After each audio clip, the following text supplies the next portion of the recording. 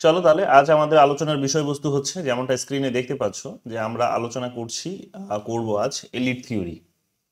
Elite theory আমাদের comparative পলিটিক্সে political সোসিওলজিতে একটি ইম্পর্ট্যান্ট থিওরি। এই থিওরি সম্পর্কে তোমাদের অল্প বিস্তর কথা আমি ডেমোক্রেসির ক্রিটিসিজম করতে গিয়েও পড়িয়েছি। ডেমোক্রেসি যখন আমাদের এই পলিটিক্যাল থিওরিতে পড়া হয়েছিল, সেই সময় আলোচনা প্রসঙ্গে এই থিওরিটির নাম এসেছিল এবং তোমাদের এই থিওরির কিছুজন থিওরিস্টের কথাও বলেছিলাম এবং তাদের কিছু আইডিয়ার কথাও বলেছিলাম যে যেগুলো এক প্রকার প্রমাণ করে যে ডেমোক্রেসি এক ধরনের বলা যেতে পারে যে একটা ইনকমপ্লিট আইডিয়া, বা বলা যেতে পারে যে তার একটা লিমিটেশনস রয়েছে এবং সেই লিমিটেশনসটাকে এলিট থিওরি এসে দেখানোর চেষ্টা করেছে। সো ডেমোক্রেসির বেসিক প্রিন্সিপালস গুলো, বিশেষ করে ক্লাসিক্যাল ডেমোক্রেসির যে দাবিগুলো করে, তারা যে ক্লেমগুলো করে থাকে, তো সেই ক্লেমগুলো অনেক কিছুই আমরা দেখতে পাবো যে সেগুলো কিন্তু ইররেলিভেন্ট, সেই ক্লেমগুলো কিন্তু যথার্থতা আমরা কিন্তু খুঁজে পাই না ইনপ্র্যাকটিক্যাল। তো প্র্যাকটিক্যালি বুঝতেই পারছো যে এটার ডেমোক্রেসি যেহেতু এক প্রকার সমালোচনা করে এরা উঠে আসার চেষ্টা করছে, দেওয়ার পর আমরা দেখবো যে হ্যাঁ, এর জন্মটা আর কি ওই মোটামুটি ভাবে বুঝতেই পারছো যে ক্লাসিক্যাল ডেমোক্রেসির সমালোচনা করেই আর কি শুরু হচ্ছে। যাই হোক, মোটামুটি ভাবে বুঝে নাও যে যেহেতু তোমাদের তাহলে ওই ধারণাটা মোটামুটি আছে, যারা একেবারে শুরু থেকে ক্লাস করছো আমার, বা অ্যাটলিস্ট ডেমোক্রেসির ক্লাসটা করেছো, তারা অনেক ভালো জানবে যে আমরা আজ কি করতে চলেছি এবং কোন বিষয়গুলোর উপর আলোকপাত করতে চলেছি। যাই হোক, মোটামুটি ভাবে বুঝে নাও এটা এলিট থিওরি বলতে সেই থিওরিকে বোঝানো হচ্ছে যে থিওরি বেসিক্যালি বলে যে আহ, আমাদের আহ, যে গণ যে যে দেশের যে শাসন ব্যবস্থা বা যে কোনো পলিটিক্যাল সিস্টেমে বেসিক্যালি এদের আর্গুমেন্টটা হচ্ছে যে এলিটরা কন্ট্রোল করে থাকে। সো এরা যখন ডেমোক্রেসিকে চ্যালেঞ্জ করে উঠে আসছে, তখন এদের বেসিক বক্তব্যটা হচ্ছে যে ডেমোক্রেসি যেভাবে ফাংশনস করে বলা হয়, বা বিশেষ করে ক্লাসিক্যাল ডেমোক্রেসি সেই রকম ভাবে ফাংশনস করে না। কারণ দেখা যায় যে ডেমোক্রেসি বলতে যে প্রিন্সিপালসগুলোর কথা বলা হয়েছে সেগুলো কোথাও গিয়ে মিথ, সেগুলো কোথাও গিয়ে কতগুলো প্রভাবস, কিন্তু বাস্তবের মাটিতে কিন্তু এলিটরাই শাসন করে। সো এই বিষয়গুলোই আমরা সেখানে কিন্তু দেখবো। তাহলে পরিষ্কারভাবে বুঝতেই পারছো যে এলিট থিওরি ডেমোক্রেসিক বা ডেমোক্রেটিক থিওরিকে, ক্লাসিক্যাল ডেমোক্রেসিকে চ্যালেঞ্জ করে এই থিওরিটি জন্ম হয়েছে। এবং এটাও এক প্রকার গতকালও তোমাদের বলছিলাম যে ডেমোক্রেসিকে প্রথম যদি কোনো থিওরি চ্যালেঞ্জ করেছে তাহলে হচ্ছে কিন্তু এলিট থিওরি। ডেমোক্রেসির যে সমস্ত ক্লেমগুলো, সেই ক্লেমগুলোকে নস্যাৎ করে দিয়েছে, এক প্রকার রিজেক্ট করেছে কিন্তু এলিট থিওরি। এখানে আমরা দেখতেই পাচ্ছ, তাহলে ডেফিনেশন মোটামুটি ভাবে বলে দিলাম যে এলিটরা মানে সোসাইটি বা পলিটিক্যাল সিস্টেম বলতেই পারো, যে যেভাবে ফাংশনস করে তাতে দেখা যায় যে সেই ফাংশনসে এলিটদের একটা কন্ট্রোল থাকে। এলিট বলতে এখানে কাদের বোঝানো হচ্ছে? এলিট বলতে এখানে যারা ওয়েলথ, যারা হচ্ছে যাদের কাছে প্রচুর ওয়েলথ থাকে, যাদের কাছে এডুকেশন থাকে, শিক্ষা, যাদের কাছে সোশ্যাল নেটওয়ার্ক থাকে, এবং ওভারঅল তারাই গিয়ে দেখা যায় যে পলিটিক্যাল এই পাওয়ারটিকে কন্ট্রোল করে, পলিটিক্যাল সিস্টেমটিকে কন্ট্রোল করে। সো এই রকম কতগুলো মানুষ সোসাইটিতে দেখতে পাওয়া যায় এবং এদেরও আর্গুমেন্টটা হচ্ছে এরকমই মোটামুটি ভাবে। যারা ক্লাসিক্যাল যারা আছেন, মানে এই এলিট থিওরিকেও আমরা দুটো ভাগে ভাগ করবো, একটা হচ্ছে ক্লাসিক্যাল এলিটিজম আর একটা হচ্ছে ডেমোক্রেটিক এলিটিজম। তো ক্লাসিক্যাল এলিটিজমের আর্গুমেন্টে বেসিক্যালি আমরা এটা দেখতে পাবো যে এরা এক প্রকার ধরে নিয়েছে যে মানুষ কত, মানে মানুষ প্রকৃতিগতভাবেই বলতে পারো, বাই নেচার, যে তারা এক প্রকার বা জন্মগতভাবেই বলতে পারো যে সেখানে এক প্রকার কি হয়েছে যে কেউ একটু বেটার পজিশন নিয়ে জন্মগ্রহণ করছে, বা কেউ একটুখানি খারাপ পজিশনে, বা বলতে পারো তার থেকে একটু তুলনামূলক একটা পিছিয়ে পড়া অবস্থানে তার হচ্ছে কিন্তু তো অবস্থা নির্ধারণ হচ্ছে। এবং বলা যেতে পারে যে মানুষের নিজের মধ্যেও কিছু পার্থক্য আছে, তার নিজের সম্পদ, শিক্ষা, এগুলো তো আছেই, প্লাস হচ্ছে তার নিজেরও কিছু এবিলিটিগত। তো সেগুলো আলটিমেটলি কি করে যে কিছু জনকে এখানে এগিয়ে রাখে, কিছু জনকে এখানে পিছিয়ে রাখে। তো যারা এগিয়ে যায় তারাই গিয়ে আলটিমেটলি কি হয় যে আগামী দিনে ওয়েলথ, এডুকেশন, সোশ্যাল নেটওয়ার্ক এবং ওভারঅল এইগুলোর মধ্য দিয়ে তারা পলিটিক্যাল পাওয়ারটিকে কন্ট্রোল করার একটা সুযোগ পায়। তো যেহেতু তারা সুযোগ পায়, স্বাভাবিকভাবেই দেখা যায় যে তারাই রুল করে। তো এইরকম ভাবে এদের আর্গুমেন্টে আমরা দেখতে পাবো যে এরা বেসিক্যালি দুই ধরনের ক্লাসের কথা বলে থাকে এখানে। একটা ক্লাস হচ্ছে রুলিং ক্লাস, আর একটা হচ্ছে রুলড ক্লাস। রুলিং ক্লাস মানে যারা শাসন করে, যারা সংখ্যায় ছোট, যারা হচ্ছে মাইনরিটি। তো মাইনরিটিসরা শাসন করে, তাদের কথা বলা হচ্ছে রুলড ক্লাস। বলতে তাদের কথা বলা হচ্ছে যারা শাসিত হয়, অর্থাৎ মেজরিটি অফ পপুলেশনের কথা বলা হচ্ছে। যে মেজরিটি অফ পপুলেশনস যারা হচ্ছে শাসিত হয় তাদের কথা বলা হচ্ছে। সো বেসিক্যালি এইরকম ভাবে আমরা দেখতে পাবো যে জনগণকে এরা দুটো ক্লাসেও ভাগ করেছে, একটা হচ্ছে রুলিং ক্লাস আর একটা হচ্ছে রুলড ক্লাস। রুলিং ক্লাস শাসন করে, রুলড ক্লাস কিন্তু শাসিত হয়। রুলিং ক্লাসটা হচ্ছে মাইনরিটি, রুলড ক্লাসটা হচ্ছে কিন্তু মেজরিটি। তো এই ধরনেরও কতগুলো কথা তারা কিন্তু এখানে বলে থাকে। দেখে নাও যে সমস্ত গুরুত্বপূর্ণ থিঙ্কার্স গুলো এখানে আছে তারা হচ্ছেন যেমন একটু সিকোয়েন্সে দেখে নেবে, আমি পরে এটা কারেক্ট করে দেবো দেওয়ার সময় মেটেরিয়ালসটা। এখানে হবে সবার প্রথমে প্যারেটো, তারপরে হবে মস্কা, তারপরে হবে মিশেলস। প্যারেটো মস্কা মিশেলস এইভাবে মনে রাখবে, কারণ বোধহয় একটা দুটো কোয়েশ্চেন্স দেখলাম আমি সিকোয়েন্সেও বোধহয় জানতে চেয়েছে, যদি ভুল না হই আমি। তো যাই হোক, প্যারেটো মস্কা মিশেলস এইরকম ভাবে কোয়েশ্চেন্স গুলো জানতে চেয়েছে, মানে সিকোয়েন্সটা জানতে চেয়েছে। তারপরে রয়েছে সিডাব্লিউ মিলস। তো প্যারেটো মস্কা মিশেলস এবং মিলস এই নামগুলো সিকোয়েন্সে দেখে নাও। প্যারেটো মস্কা মিশেলস, বারবার বলছি এটা লিখে নাও, লিখে নিতে পারো বা কারেক্ট করে নিও পর নিজেরাও। আমি কারেক্ট অবশ্যই করে দেবো, বাট নিজেরা লিখে নাও। তো প্যারেটো মস্কা মিশেলস এই সিকোয়েন্সটা ভালো করে দেখে নাও। প্যারেটোর একটা বিখ্যাত বই হচ্ছে the mind and society. The mind and society 1916 সালে প্রকাশিত হয়েছিল। প্যারেটোর বিখ্যাত একটা বই হচ্ছে, আমরা দেখতে পাবো দ্য মাইন্ড অ্যান্ড সোসাইটি, 1916 সালে প্রকাশিত হয়েছিল, ঠিক আছে। এবং এরপরে তোমরা দেখে নাও গেতানো মস্কার হচ্ছে বইটির নাম হচ্ছে বিখ্যাত বই, একাধিকবার পরীক্ষায় এসেছে এটিও, দ্য রুলিং ক্লাস 1896। এবং রবার্ট মিশেলের লেখা বইটির নাম হচ্ছে, আমরা দেখবো 1911 সালে বেরিয়েছিল, পলিটিক্যাল পার্টিস, একাধিকবার জিজ্ঞেস করেছে। সো প্যারেটো এখানে একটা গুরুত্বপূর্ণ কতগুলো থিওরিজ দিয়ে দিচ্ছেন, আমরা সেই নিচে এসে থিওরিজ গুলো অবশ্যই দেখে নেবো, আপাতত শুধু এগুলোই দেখে নাও এখানে। এরপরে রয়েছে মিলসের আমরা জানি পাওয়ার এলিটস এর কনসেপ্ট দিয়েছেন, ডান দিক বাদিক ম্যাচ করতে দিয়েছে একাধিকবার। এরও এখানে তিনি কি বলেছেন এই আলোচনাগুলো দেখবো। এছাড়াও এখানে আরো অনেক থিওরিস্ট আছেন, আমি তোমাদের যে মেটেরিয়ালটা দিয়েছি ইউনিট 4 এর মেটেরিয়ালটি যারা পেয়েছো তারা জানবে, এটি তাদের কাছে রয়েছে নিশ্চয়ই। 3 নম্বর পয়েন্টে দেখো এদের 4 জনকে বাদ দিয়েও আরো অনেকগুলো নাম সেখানে রয়েছে, সেই নামগুলো খুব গুরুত্বপূর্ণ, ঠিক আছে। যাদের কাছে মেটেরিয়ালটি নেই চিন্তার কোনো বিষয় নেই, আমি ক্লাসের পর তোমাদের মেটেরিয়ালটি পিডিএফটি দিয়ে দেবো, তোমরা এটা দেখে নেবে। সো সেখানে দেখবে যে এই 4 জন বাদেও আরো অনেক নাম আছে সেখানে। কারা আছে? জেমস বার্নহামের নাম আছে, জেমস বার্নহাম ছিলেন প্রথম একজন, বলা যেতে পারে যে মার্কসিস্ট একজন হচ্ছে এলিটিস্ট থিওরি। তো মার্কসিজমের পার্সপেক্টিভ থেকে তিনি বলা যেতে পারে যে এলিট থিওরিকে তিনি কিন্তু এখানে আলোচনা করেছেন। এছাড়াও আমরা দেখতে পাবো যে কার্ল মানহেমের নাম আছে, এবং জোসেফ শুম্পিটারের নাম আছে। জোসেফ শুম্পিটার হচ্ছে আমরা জানি যে ডেমোক্রেটিক এলিটিজমের একজন থিওরিস্ট, অর্থাৎ যেটা রিফাইন্ড ভার্সন অফ এলিটিজম সেটার থিঙ্কার হচ্ছেন এখানে আমরা জানবো যে জোসেফ শুম্পিটার। নামগুলো বলবো, আলোচনাও করব কি বলেছেন কি কেন বলেছেন। তো মোটামুটি ভাবে দেখে নাও, এই সব নামগুলো এখানে মেনশন নেই, বাকি নামগুলো আমি বলে দিলাম। আমি নোটটা দেওয়ার আগে অবশ্যই এগুলো মেনশন করে দেবো, আপাতত যেগুলো মুখে বললাম সেগুলো দেখে নাও। আর আগের নোটটা যারা পেয়েছো সেখানে কিন্তু এগুলো লেখা আছে, ভালো করে দেখে নিও। 3 নম্বর পয়েন্টে চলে আসো এখানে। এখানে আমি এই আলোচনাগুলোতে পরে আসছি, আমি একটু সিস্টেমেটিক ওয়েতেই তোমাদের বলার চেষ্টা করি। সেটা হচ্ছে যে আহ, যে যেহেতু আমাদের বুঝতেই পারছো যে ডেমোক্রেসির আলোচনা থেকে, মানে ডেমোক্রেসির আলোচনাটাকে এক প্রকার সমালোচনা করে এলিট থিওরির জন্ম হচ্ছে। তো স্বাভাবিকভাবেই আমাদের বোধহয় মানে যারা ডেমোক্রেসির ক্লাস করেছো তাদের তো ঠিক আছে বোঝার, আশা করি বিশেষ কোনো অসুবিধা হবে না বুঝতে, বা আমি না পড়লেও তোমরা নিশ্চয়ই তোমাদের মাথার মধ্যে আইডিয়াটা আছে যে ডেমোক্রেসি বলতে কি বুঝেছিলাম আমরা, এবং ক্লাসিক্যাল ডেমোক্রেসিতে আমরা কি পড়েছিলাম, তাই না? আমি যখন তোমাদের ডেভিড হেল্ডের যখন ডেমোক্রেসির যে ক্লাসিফিকেশনটা পড়িয়েছিলাম, তখন প্রথম ক্লাসিফিকেশনের কিন্তু ছিল ক্লাসিক্যাল ডেমোক্রেসির ক্লাসিফিকেশন, অর্থাৎ প্রথম নামটাই ছিল ক্লাসিক্যাল ডেমোক্রেসি। এবং সেই ডেমোক্রেসিতে আমরা আমরা এথেন্সকে নিয়ে আলোচনা করেছিলাম, এনশিয়েন্ট পিরিয়ডে গ্রিসে এথেন্সের কথা আমরা আলোচনা করেছিলাম। তো এথেন্সে সেখানে যেভাবে তোমরা দেখবে যে সেখানে যেভাবে অ্যাসেম্বলি সেখানে তৈরি করা হতো, সেই অ্যাসেম্বলির মধ্য দিয়ে কি করা হতো, যে অ্যাসেম্বলির মধ্য দিয়ে ডিসিশন নেওয়া হতো যে কারা শাসন করবে, কিভাবে শাসন করবে, কোন নিয়মে শাসন করবে। এবং অ্যাসেম্বলিগুলোরও একটা ইন জেনারেল ফিচার ছিল এটা, যে সেখানে দেখা যেত ডিরেক্ট পার্টিসিপেশন ছিল। যারা সিটিজেন বলে কনসিডার হতো তারা, আমরা জানি যে সবাই সিটিজেন হতে পারতো না, কিন্তু যারা সিটিজেন হতো তারা জেনারেলি আমরা জানি যে সিটিজেন মানে তার একটা কি আছে, সেখানে ভোটিং রাইটস আছে, তার ডিসিশন মেকিং রাইটস আছে, এবং সেই ডিসিশনসটিকে, এক্সিকিউটিভ ডিসিশনসটিকে সেখানে ইমপ্লিমেন্ট করারও এক প্রকার তার রাইটস রয়েছে, এবং জুডিশিয়ারিতেও তার কতগুলো রাইটস আছে। সো মোটামুটি ভাবে সমস্ত ক্ষেত্রেই এক প্রকার ইকুয়ালিটিকে এনজয় করতে পারতো, এটা আমরা জানি, সমস্ত ক্ষেত্রেই এক প্রকার ইকুয়ালিটিকে এনজয় করতে পারতো। তাহলে ক্লাসিক্যাল ডেমোক্রেসি যখন আমরা বলি তখন এনশিয়েন্ট পিরিয়ডে আমাদের এথেন্সের কথা মনে পড়ে, যেখানে আমরা ডিরেক্ট ডেমোক্রেসিকে প্র্যাকটিস করতে দেখেছি।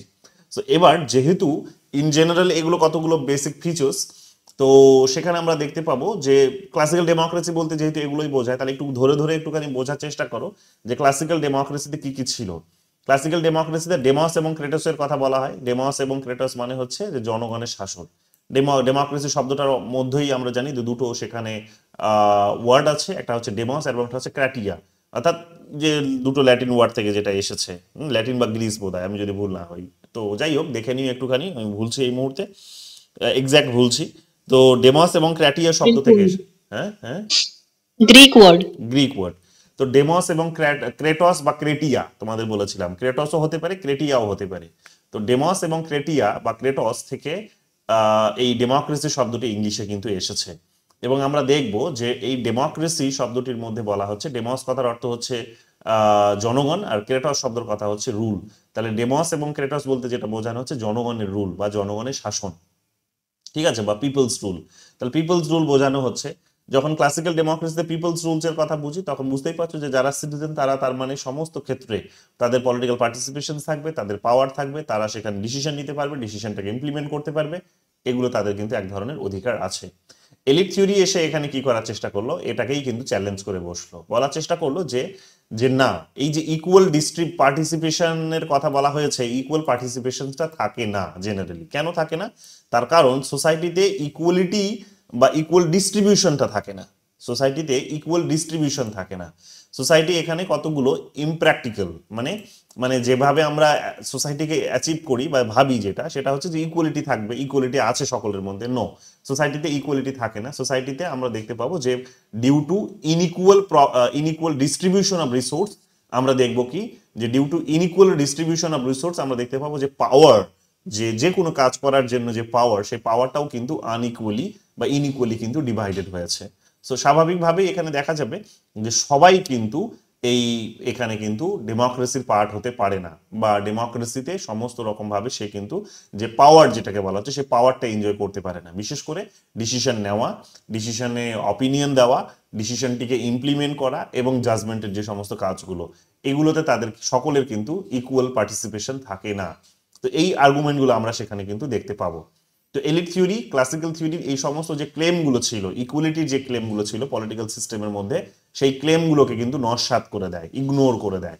এগুলো আমরা দেখতে পাচ্ছি। এবং তারা বলার চেষ্টা করে যে পরিবর্তে দেখা যাবে কি যে সেখানে বিশেষ করে এখন সময় পরিবর্তন যত বেশি হয়েছে বা বড় ধরনের ডেমোক্রেসি যেভাবে উঠে এসেছে, এটাও এক প্রকার স্বাভাবিক বিষয় যে সেখানে কিন্তু সকলের দ্বারা এখানে ডিসিশন নেওয়া কিন্তু সম্ভব নয়।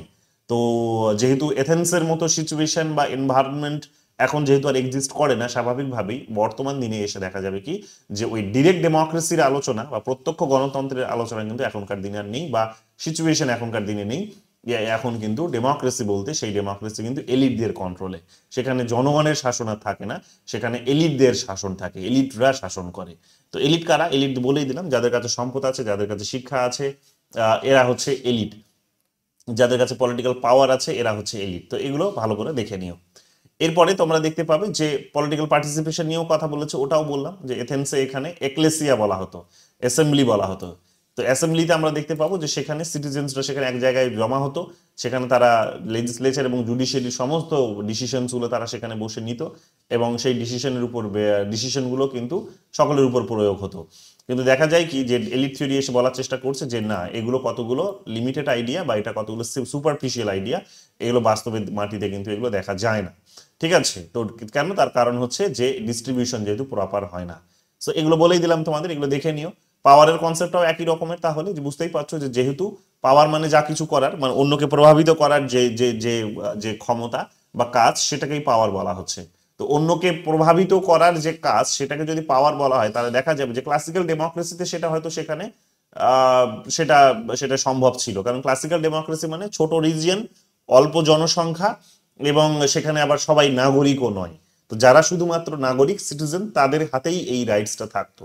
আমরা জানি যে সেখানে যারা যুদ্ধে পরাজিত হতো তাদেরকে দাস বানানো হতো, এবং বিশেষ করে অনেকেরই দাস যারা নাও ছিল, নিজেদের ভূখণ্ডেরও মানুষরা, তারা কিন্তু সবাই নাগরিকত্ব পেত না। যেমন হচ্ছে সেখানে বয়স্করা নাগরিকত্বের এক প্রকার জায়গা থেকে তারা বঞ্চিত ছিল, মহিলারা তো কমপ্লিটলি বঞ্চিত ছিল, বাচ্চাদের তো সেখানে থাকেই না, বিদেশি যারা নাগরিক ছিল তাদের তো থাকেই না।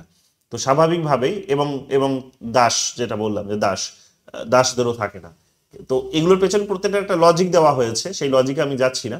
মোটামুটি ভাবে বুঝে নাও যে যেহেতু এখানে একটা ডেমোক্রেসিকে প্র্যাকটিস করার একটা লিমিটেড আইডিয়া ছিল, শুধুমাত্র তখনকার দিনে যারা সিটিজেন বলে কনসিডার হতো তারাই সেই ডেমোক্রেসিকে প্র্যাকটিস করতে পারতো। তো ফলে তখনকার দিনে ক্লাসিক্যাল ডেমোক্রেসি বা ডিরেক্ট ডেমোক্রেসিকে প্র্যাকটিস করা কিন্তু সহজ ভাষায় বলা যেতে পারে ইজি ছিল, কিন্তু এখনকার দিনে সেটা কিন্তু সম্ভব নয়।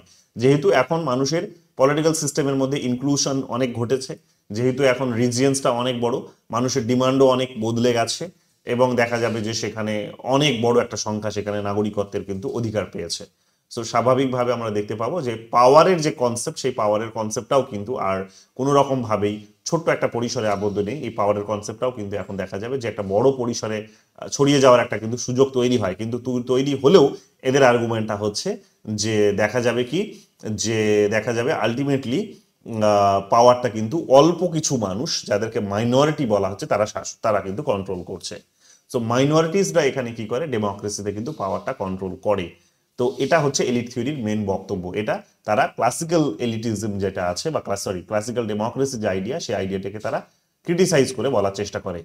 এখানে বিভিন্ন ইনস্টিটিউশনগুলোরও ভূমিকা নিয়ে তারা বলেছে। ক্লাসিক্যাল ডেমোক্রেসিতে বিভিন্ন ইনস্টিটিউশনসগুলোর ভূমিকা আমরা জেনারেলি দেখতে পাবো কি, যে সেখানে তারা তাদের প্রাইমারি গোলসটা হচ্ছে যে ট্রান্সপারেন্সি রাখা, অ্যাকাউন্টেবিলিটি রাখা, ইলেক্টেড রিপ্রেজেন্টেটিভকে সেখানে পাওয়ারে নিয়ে আসা, তাদেরকে দিয়ে কাজ করানো, এগুলো আমরা জানি।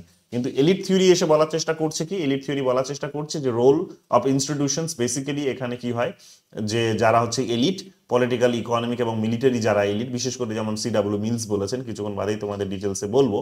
তো এই ইনস্টিটিউশনস গুলোতে এই এলিটরা কন্ট্রোল করে। ইনস্টিটিউশনের রোলটা তার মানে এক প্রকার ইনডিরেক্ট, ডিরেক্ট রোলটা এখানে তার মানে এলিটদের হাতে।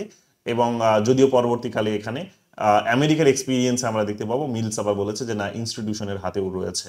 তো সিচুয়েশন আলাদা যদিও সেটা। তো যাই হোক, মোটামুটি ভাবে বুঝে নাও যে ক্লাসিক্যাল ডেমোক্রেসিতে ইনস্টিটিউশনস যে ধরনের রোল প্লে করতো, অ্যাক্টিভ একটা রোল প্লে করতে পারতো, একটা ট্রান্সপারেন্সিকে বজায় রাখতো, অ্যাকাউন্টেবিলিটিকে বজায় রাখতো, সকলের পার্টিসিপেশনসকে এনশিওর করতো। এখানে এসে কিন্তু এই এলিট থিওরির আর্গুমেন্ট হচ্ছে যে ইনস্টিটিউশনস এখন কিন্তু লিমিটেড ওয়েতে কিন্তু বলা যেতে পারে তার একটা স্কোপ রয়েছে, তার কিন্তু ওয়াইড পার্টিসিপেশনস কিন্তু সেখানে নেই। তো এই ধরনের একটা প্রবলেম সেখানে কিন্তু উঠে আসে, এগুলো আমরা জানি। সো এই কথাগুলো তারা এখানে বলার চেষ্টা করেছে। ইকুয়ালিটির কথা তো আগেই বললাম যে ইকুয়ালিটির বেসিক কনসেপ্টটা হচ্ছে যে ক্লাসিক্যাল ডেমোক্রেসিতে ইকুয়ালিটি থাকে। সেখানে আমরা দেখতে পাবো যে irrespective of social economic status, যদিও সেটা কমপ্লিট ঠিক নয়। আমরা জানি যে যারা সিটিজেন তারাই শুধুমাত্র পেত, বাকিরা পেত না। বা ওটার পরেও যে ক্লাসিক্যাল ডেমোক্রেসি যে আলোচনা যেগুলো এসেছে, সেখানে আমরা দেখতে পাবো হয়তো যে সোশিও ইকোনমিক স্টেটাস গুলোকে গুরুত্ব দেওয়া হয়েছে। বাট আমরা দেখতে পাবো এলিট থিওরি এসে বলার চেষ্টা করছে যে না, এই সোশিও ইকোনমিক স্টেটাসের উপরেই যে ডেমোক্রেসি ফাংশনস করে, ইকুয়ালিটিকে এনশিওর করে, তা কিন্তু নয়। এখানে দেখা যাবে কি যে যাদের হাতে এই রিসোর্স আছে, যাদের হাতে শিক্ষা আছে, তারাই কিন্তু এগুলোকে কন্ট্রোল করছে। এবং দেখা যাবে যে এরা হচ্ছে অল্প সংখ্যক কিছু মানুষ। তো এই বিষয়গুলোই এখানে কিন্তু আমরা দেখতে পাবো কি বেরিয়ে এসেছে। তো দেখতেই পাচ্ছ এখানে এথেন্সের মডেলের কথা বলা হয়েছে, ফিফথ সেঞ্চুরি বিসির কথা বলা হচ্ছে, ফিফথ সেঞ্চুরি বিসির কথা বলা হচ্ছে। তো এগুলো ভালো করে এখানে দেখে নিও। এবার চলে আসো এখানে ফিলোসোফার্স যদি দেখো, থিওরিস্ট অফ ফিলোসোফার্স, ক্লাসিক্যাল ডেমোক্রেসির আলোচনাতে আমরা অ্যারিস্টটলের নাম পাবো, রুশোর নাম পাবো। তারা এগুলো আলোচনা করার চেষ্টা করেন, ইকুয়ালিটিকে এনশিওর করে তারা ডেমোক্রেসিকে প্র্যাকটিস করার কথা বলেন। আমরা অ্যারিস্টটলের আলোচনায় এটা খানিকটা দেখেছি। পরবর্তীকালে এই আলোচনাটিকে অনেক বড় লেভেলে নিয়ে যাওয়ার চেষ্টা করেছে পপুলার সুভারেনিটির আইডিয়া দিয়ে রুশো এটাকে সমাজের সকল মানুষের মধ্যে ডিসিশন নেওয়ার ক্ষমতাটাকে কিন্তু ছড়িয়ে দিলেন, এবং থার্ড কোনো পার্টিকে তিনি কিন্তু পাওয়ার দিলেন না, অর্থাৎ রাজা বা রানী বা কোনো একটা পার্লামেন্ট, হ্যাঁ, যে সেখানে তার হাতে ক্ষমতা দিলেন তা কিন্তু নয়, বরং এখানে জনগণের হাতে তিনি ক্ষমতা কিন্তু ওয়াইড লেভেলে কিন্তু স্প্রেড করে দিলেন, তাই না? আমরা দেখতে পাবো যে লক এসে কিন্তু ডিভিশন অফ পাওয়ারটা কিন্তু করেছিলেন। লক এসে কিন্তু লেজিসলেচারের পাওয়ার এবং এক্সিকিউটিভের পাওয়ারের মধ্যে একটা কিন্তু ডিভিশন কিন্তু করেছিলেন। তোমরা অনেকেই এই কোয়েশ্চেনটা ধরতে পারো না, আমাকে বারবার তোমরা ছবিটা স্ক্রিন তুলে পাঠাচ্ছ এবং বলছো যে এটা ভুল আছে বোধহয়। তোমরা ধরেই নিয়েছো যে সেপারেশন অফ পাওয়ারের কনসেপ্টটা শুধুমাত্র বোধহয় মন্তেস্কু বলেছেন, কিন্তু মন্তেস্কু বলেননি, মন্তেস্কু পরে বলেছেন। কিন্তু তার আগে এই আইডিয়াটা আমরা দেখতে পাবো কি, বলো কি বলছো? স্যার এটা আমি সত্যি এটা আমি খালি ভাবছি, কারণ ওখানে যেটা আমি পাঠিয়েছিলাম এটা মনে আছে, আর আপনার সাথে ডিবেটও করতে চাইছিলাম, কিন্তু ওখানে হেজিমনির কথাটা যেটা লিখেছে হুম হেজিমনি মানে মানে ওটা প্রাইমারি কনসেপ্ট অফ গ্রামসি, মানে ওটা গ্রামসি ছাড়া অন্য আর কিছু হবে না। তো আমি সেইখানে কি করে গ্রামসিকে ওই সিভিল সোসাইটি দিয়ে দেবো আর লককে সেপারেশন অফ পাওয়ার দিয়ে দেবো, যেখানে মন্তেস্কুর নামটাও আছে। না, এবার হেজিমনিয়া সিভিল সোসাইটির ধারণা তিনি দুটোই দিয়েছেন, প্রাইমারি সেকেন্ডারি কোনো ব্যাপার নেই, উনি দুটো আইডিয়াই দিয়েছেন, সেটাই প্রধান কথা। কিন্তু বিষয়টা হচ্ছে যে সেপারেশন অফ পাওয়ারের কনসেপ্টটা তো অন্য কারোর সাথে যাবে না, তোমাকে তো ওটা বুঝতে হবে যে প্রাইমারি হোক আর সেকেন্ডারি হোক, হেজিমনি ধারণা সিভিল। মন্তেস্কুর নাম ছিল ওখানে, মন্তেস্কু নাম ছিল না ওখানে, ছিল। মন্তেস্কুর নাম ছিল না, মন্তেস্কুর নাম ছিল না সেখানে, ভালো করে দেখো স্ক্রিনশটটা, ওখানে জন লকের নাম ছিল, মন্তেস্কুর নাম ছিল না। এটা স্ক্রিনশটটা আমাকে বোধহয় দীপিকাও পাঠিয়েছে, দীপিকা দাস একাধিকবার পাঠিয়েছে বোধহয়। সো সেখানেও আমি দেখছিলাম যে সেপারেশন অফ পাওয়ার বলতে সেখানে লক হবে কেন, কারণ লক কিন্তু ওই যে মনে করে দেখো যে তিনি যখন পার্লামেন্ট তৈরি করলেন, অর্থাৎ তিনি বললেন যে চুক্তি হয়েছিল দুটি, একটা চুক্তি হলো ব্যক্তির নিজেদের মধ্যে, আর একটা চুক্তি হলো সোভারেনের সঙ্গে ব্যক্তির। এই চুক্তি করে প্রথম চুক্তিটা ব্যক্তি, বলো কি বলছো? না স্যার, আমি জানি যে দুটো চুক্তি হয়েছিল, তো ওইখানে না আলাদা অ্যান্সার ছিল বলে আমি কারেক্ট করার জন্য আপনাকে পাঠিয়েছিলাম। আচ্ছা, আমি বলে দিচ্ছি, ঠিক আছে। তো এখানে আমি বলে দিচ্ছি তোমাদের যে চুক্তি হয়েছিল দুটি, লক বলেছিল প্রথম চুক্তিটা ব্যক্তিদের মধ্যে হয়েছিল, দ্বিতীয় চুক্তিটা হচ্ছে সোভারেনের সঙ্গে ব্যক্তির হয়েছিল। প্রথম চুক্তিতে তারা নিজেরা এটা ডিসাইড করলো যে তারা একটা থার্ড পার্টিকে ক্ষমতা তুলে দেবে, দ্বিতীয় চুক্তিতে কি করলো, সেই থার্ড পার্টিকে তারা ক্ষমতাটা তুলে দিল, অর্থাৎ সোভারেন যার সাথে চুক্তি করলো, এগ্রিমেন্ট করলো, তার হাতে পাওয়ারটা তুলে দিল। এখন যখন পাওয়ারটা তুলে দিল, তখন সেই পাওয়ারটা হবস যেটা করেছিলেন সেটা হচ্ছে কি, যে তিনি তিনি চুক্তির পার্ট যদিও সেখানে ইয়েকে করেননি, হবস মানে সোভারেনকে করেননি, কিন্তু তাদের হাতে তিনি মানে তারা চুক্তির যে বাইরেই রেখেছিলেন তাকে, করলেও বাইরে রাখলেও আমরা দেখতে পাবো হবস কিন্তু রাজার হাতেই ক্ষমতা তুলে দিলেন। কিন্তু লক সেটা করলেন না, লক বললেন কি, একটা সোভারেন বডি তৈরি করলেন, আলাদা করে একটা সোভারেন বডি তৈরি করলেন। তার নাম কি দিলেন, তার নাম বললেন তিনি হবেন লেজিসলেচর, তার নাম হবে লেজিসলেচর। সেখানে জনগণের রিপ্রেজেন্টেটিভসরা যাবে, সেই রিপ্রেজেন্টেটিভসরা গিয়ে জনগণের যে ডিজায়ার আছে, জনগণের যে ডিমান্ডস আছে, সেগুলোকে তারা ল তৈরি করে, সেগুলোর উপর বেস করে ল তৈরি করে তারা কি করবে, সেখানে কিন্তু দেশকে কন্ট্রোল করবে, কিন্তু মানে ল তৈরি করবে মেনলি, এটাই তাদের কাজ। কিন্তু এই লটাকে ইমপ্লিমেন্ট করার দায়িত্বটা তিনি কাকে দিলেন, রাজাকে দিলেন, অর্থাৎ সেপারেশন অফ পাওয়ারটা ওখানে প্রথম হয়েছে। মন্তেস্কু এসে তো অনেক পরে এটাকে আরো সুন্দরভাবে হয়তো দেখেছেন, তিনটে ব্রাঞ্চ ক্রিয়েট করেছেন, লেজিসলেচার, এক্সিকিউটিভ, জুডিশিয়ারি, প্রপার সেগুলোর একটা নাম দিয়েছেন, বাট প্রথম সেপারেশন অফ পাওয়ারটা কিন্তু লক করে গেছিলেন। সো সেপারেশন অফ পাওয়ারের কনসেপ্টটা ওখান থেকে এসেছে, তোমরা এটা ধরতে পারো না, তোমরা এটা গুলিয়ে ফেলো বারবার, গুগল করে দেখো ডিটেলস, এটা নিয়ে তোমরা নিশ্চয়ই কিছু পাবে। তো আমি এটা পড়ানোর সময়, বলো কি বলছো? যতদূর সম্ভব তিনজন দিয়েছিলেন না সেপারেশন অফ পাওয়ারের? তিনজন দিয়ে মিলও কি দিয়েছিলেন? মিল মিলের হ্যাঁ। পরবর্তী থিঙ্কার্স তো সবাই সেটাকে এক প্রকার সমর্থনই করে গেছেন, কিন্তু আলাদাভাবে আমরা ওটার নাম পাই না, আমরা মন্তেস্কু নামটাই বারবার পাই সেপারেশন অফ পাওয়ারের যখন প্রসঙ্গ আসে, ঠিক আছে। যে কিন্তু প্রথম আলোচনাটা কিন্তু লকের কাছ থেকে এসেছে, এটা ভুলে গেলে হবে না, যে লকই কিন্তু মানে পার্লামেন্ট তৈরি করলেন, লেজিসলেচার তৈরি করলেন, তাকে ল তৈরি করার দায়িত্ব দিলেন, আর লটিকে সেখানে ইমপ্লিমেন্ট করার দায়িত্ব দিলেন কিন্তু রাজাকে, অর্থাৎ রাজার পাওয়ারটিকে তিনি একেবারেই বললেন না যে সেখানে রাজাকে মানে মানে মানে ক্ষমতাচ্যুত করো, এটা বললেন না, বরং রাজাকে সেই রাজার পাওয়ারটাকে লিমিটেড করে দিলেন, লিমিটেড পাওয়ার অফ সোভারেনিটি ধারণাটা ওই কারণে আসে, বুঝতে পেরেছো তো, লিমিটেড পাওয়ার অফ সোভারেনিটি ধারণাটা ওই কারণে আসে। এবং শুধু মানে দুটো দিক থেকে আসে, একটা হচ্ছে যে তিনি লেজিসলেচারকে বললেন যে লেজিসলেচার যদি তার ডিউটি পালন করতে না পারে, তাহলে তাকে রিপ্লেস করে অন্য কেউ আসবে। আবার এক্সিকিউটিভও, রাজারও পাওয়ারটিকে তিনি এখানে কি করলেন, লিমিটেড করে দিলেন, যে আগে সেখানে তার অর্ডারই এখানে ল হিসেবে কনসিডার হতো, যেটা ডিভাইন থিওরির হিসেব অনুসারে, তো ওই ধরনের আর নয়।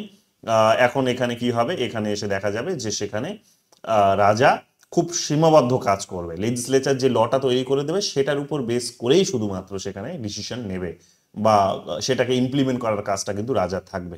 তো লক এসে ওই কাজটা করার চেষ্টা করেছিলেন। যাই হোক, এখানে মাথায় রেখো তো, রুশো আমরা পরবর্তীকালে কি দেখতে পাবো, হবস লকের পর রুশো এসে দেখতে পাবো যে তিনি আর পাওয়ার আবার অন্য কোনো থার্ড পার্টিকে দিলেন না, না রাজাকে দিলেন, না লেজিসলেচারকে দিলেন, না দুজনের মধ্যে ভাগাভাগি করলেন, কিছুই করলেন না। তিনি বললেন যে একটা কমপ্লিট জনগণের হাতে তিনি বিলিয়ে দিলেন ক্ষমতা, পপুলার সোভারেনিটির আইডিয়া বলা হয়। তো ডিরেক্ট ডেমোক্রেসির আলোচনা সেটাই ছিল, তার মানে এক প্রকার ক্লাসিক্যাল ডেমোক্রেসির আলোচনা এটাকেই কনসিডার করা হয়। যে সেখানে জনগণের হাতেই ক্ষমতা থাকবে সিদ্ধান্ত নেওয়ার এবং সিদ্ধান্তটিকে ইমপ্লিমেন্ট করার এক প্রকার। তো এটা আমরা জানি, কিন্তু আমরা দেখতে পাবো এলিট থিওরিতে এখানে এই যে প্যারেটো, মস্কা, মিশেলস এবং মিলস এরা প্রত্যেকে এসে, যারা হচ্ছে ক্লাসিক্যাল থিওরিস্ট, তারা এসে বলার চেষ্টা করছে, মানে ক্লাসিক্যাল এলিটিস্ট যারা, তারা এসে বলার চেষ্টা করছে, ক্লাসিক্যাল এলিটিস্টরা, এরা প্রত্যেকে ক্লাসিক্যাল এলিটিস্ট, এই চারজনই।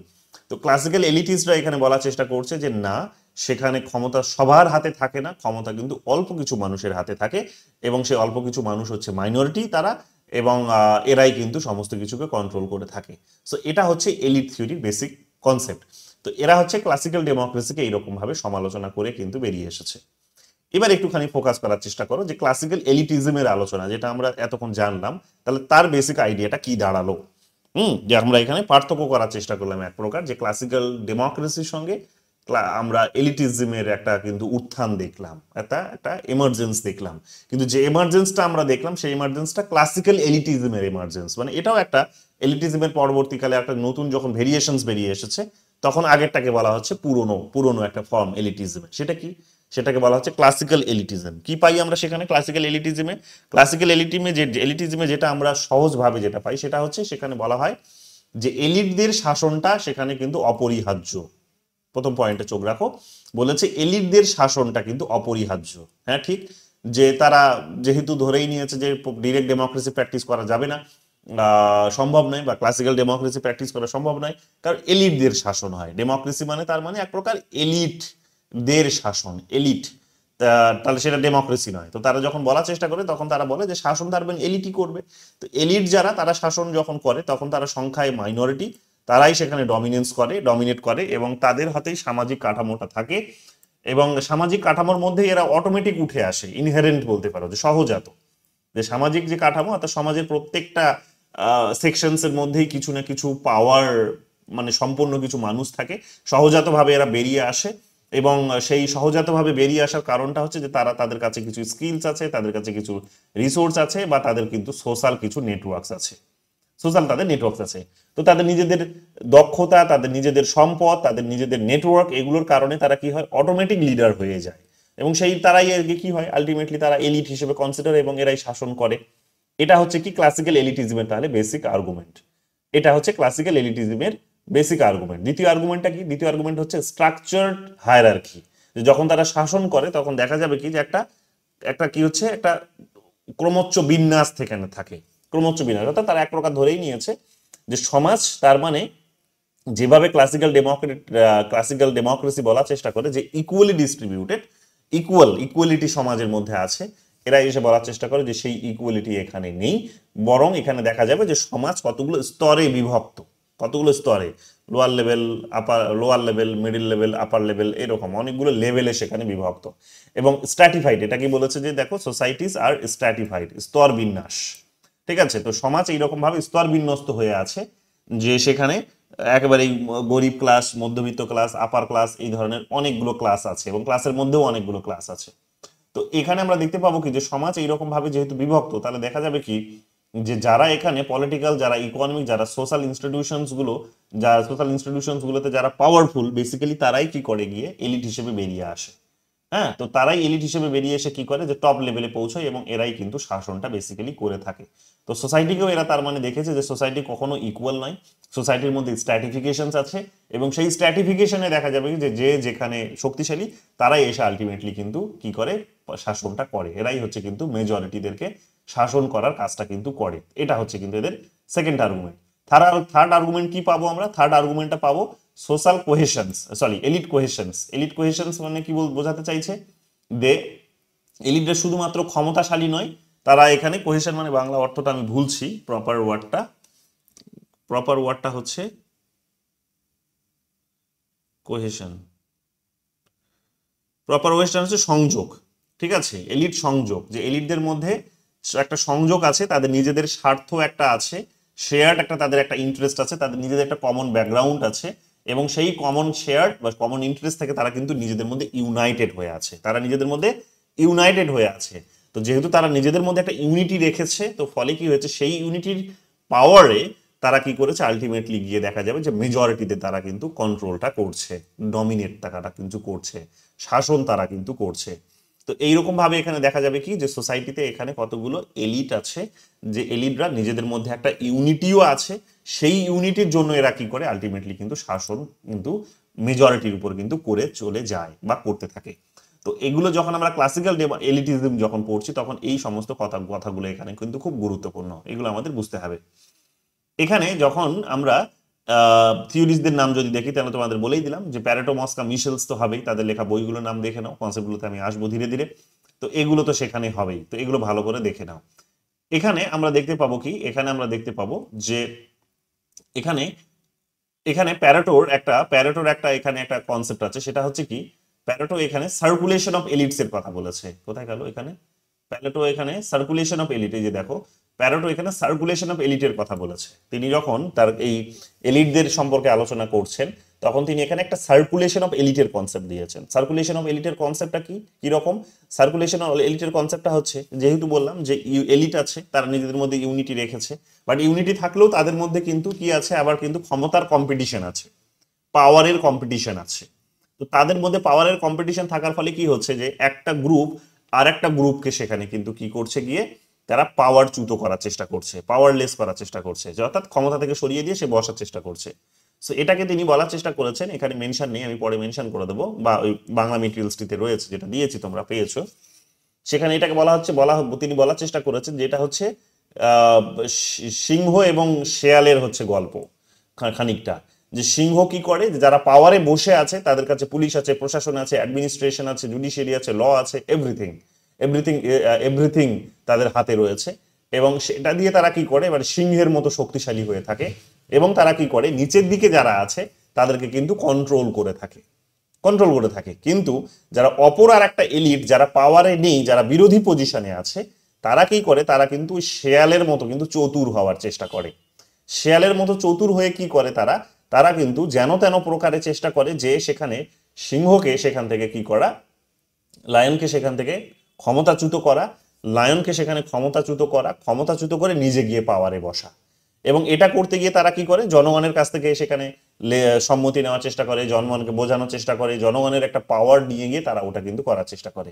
তো জনগণকে নিয়ে হয়তো তারা তাদের নিজেদের পোস্টটাকে হয়তো আবার ফিরে পেতে চায়, বা হয়তো তারাও গিয়ে সিংহকে সরিয়ে নিজেরা পাওয়ারে বসে, কিন্তু দেখা যাবে কি যে পাওয়ার যা স্ট্রাকচার, সেই স্ট্রাকচারটা কিন্তু দুটো এলিটের মধ্যেই সীমাবদ্ধ।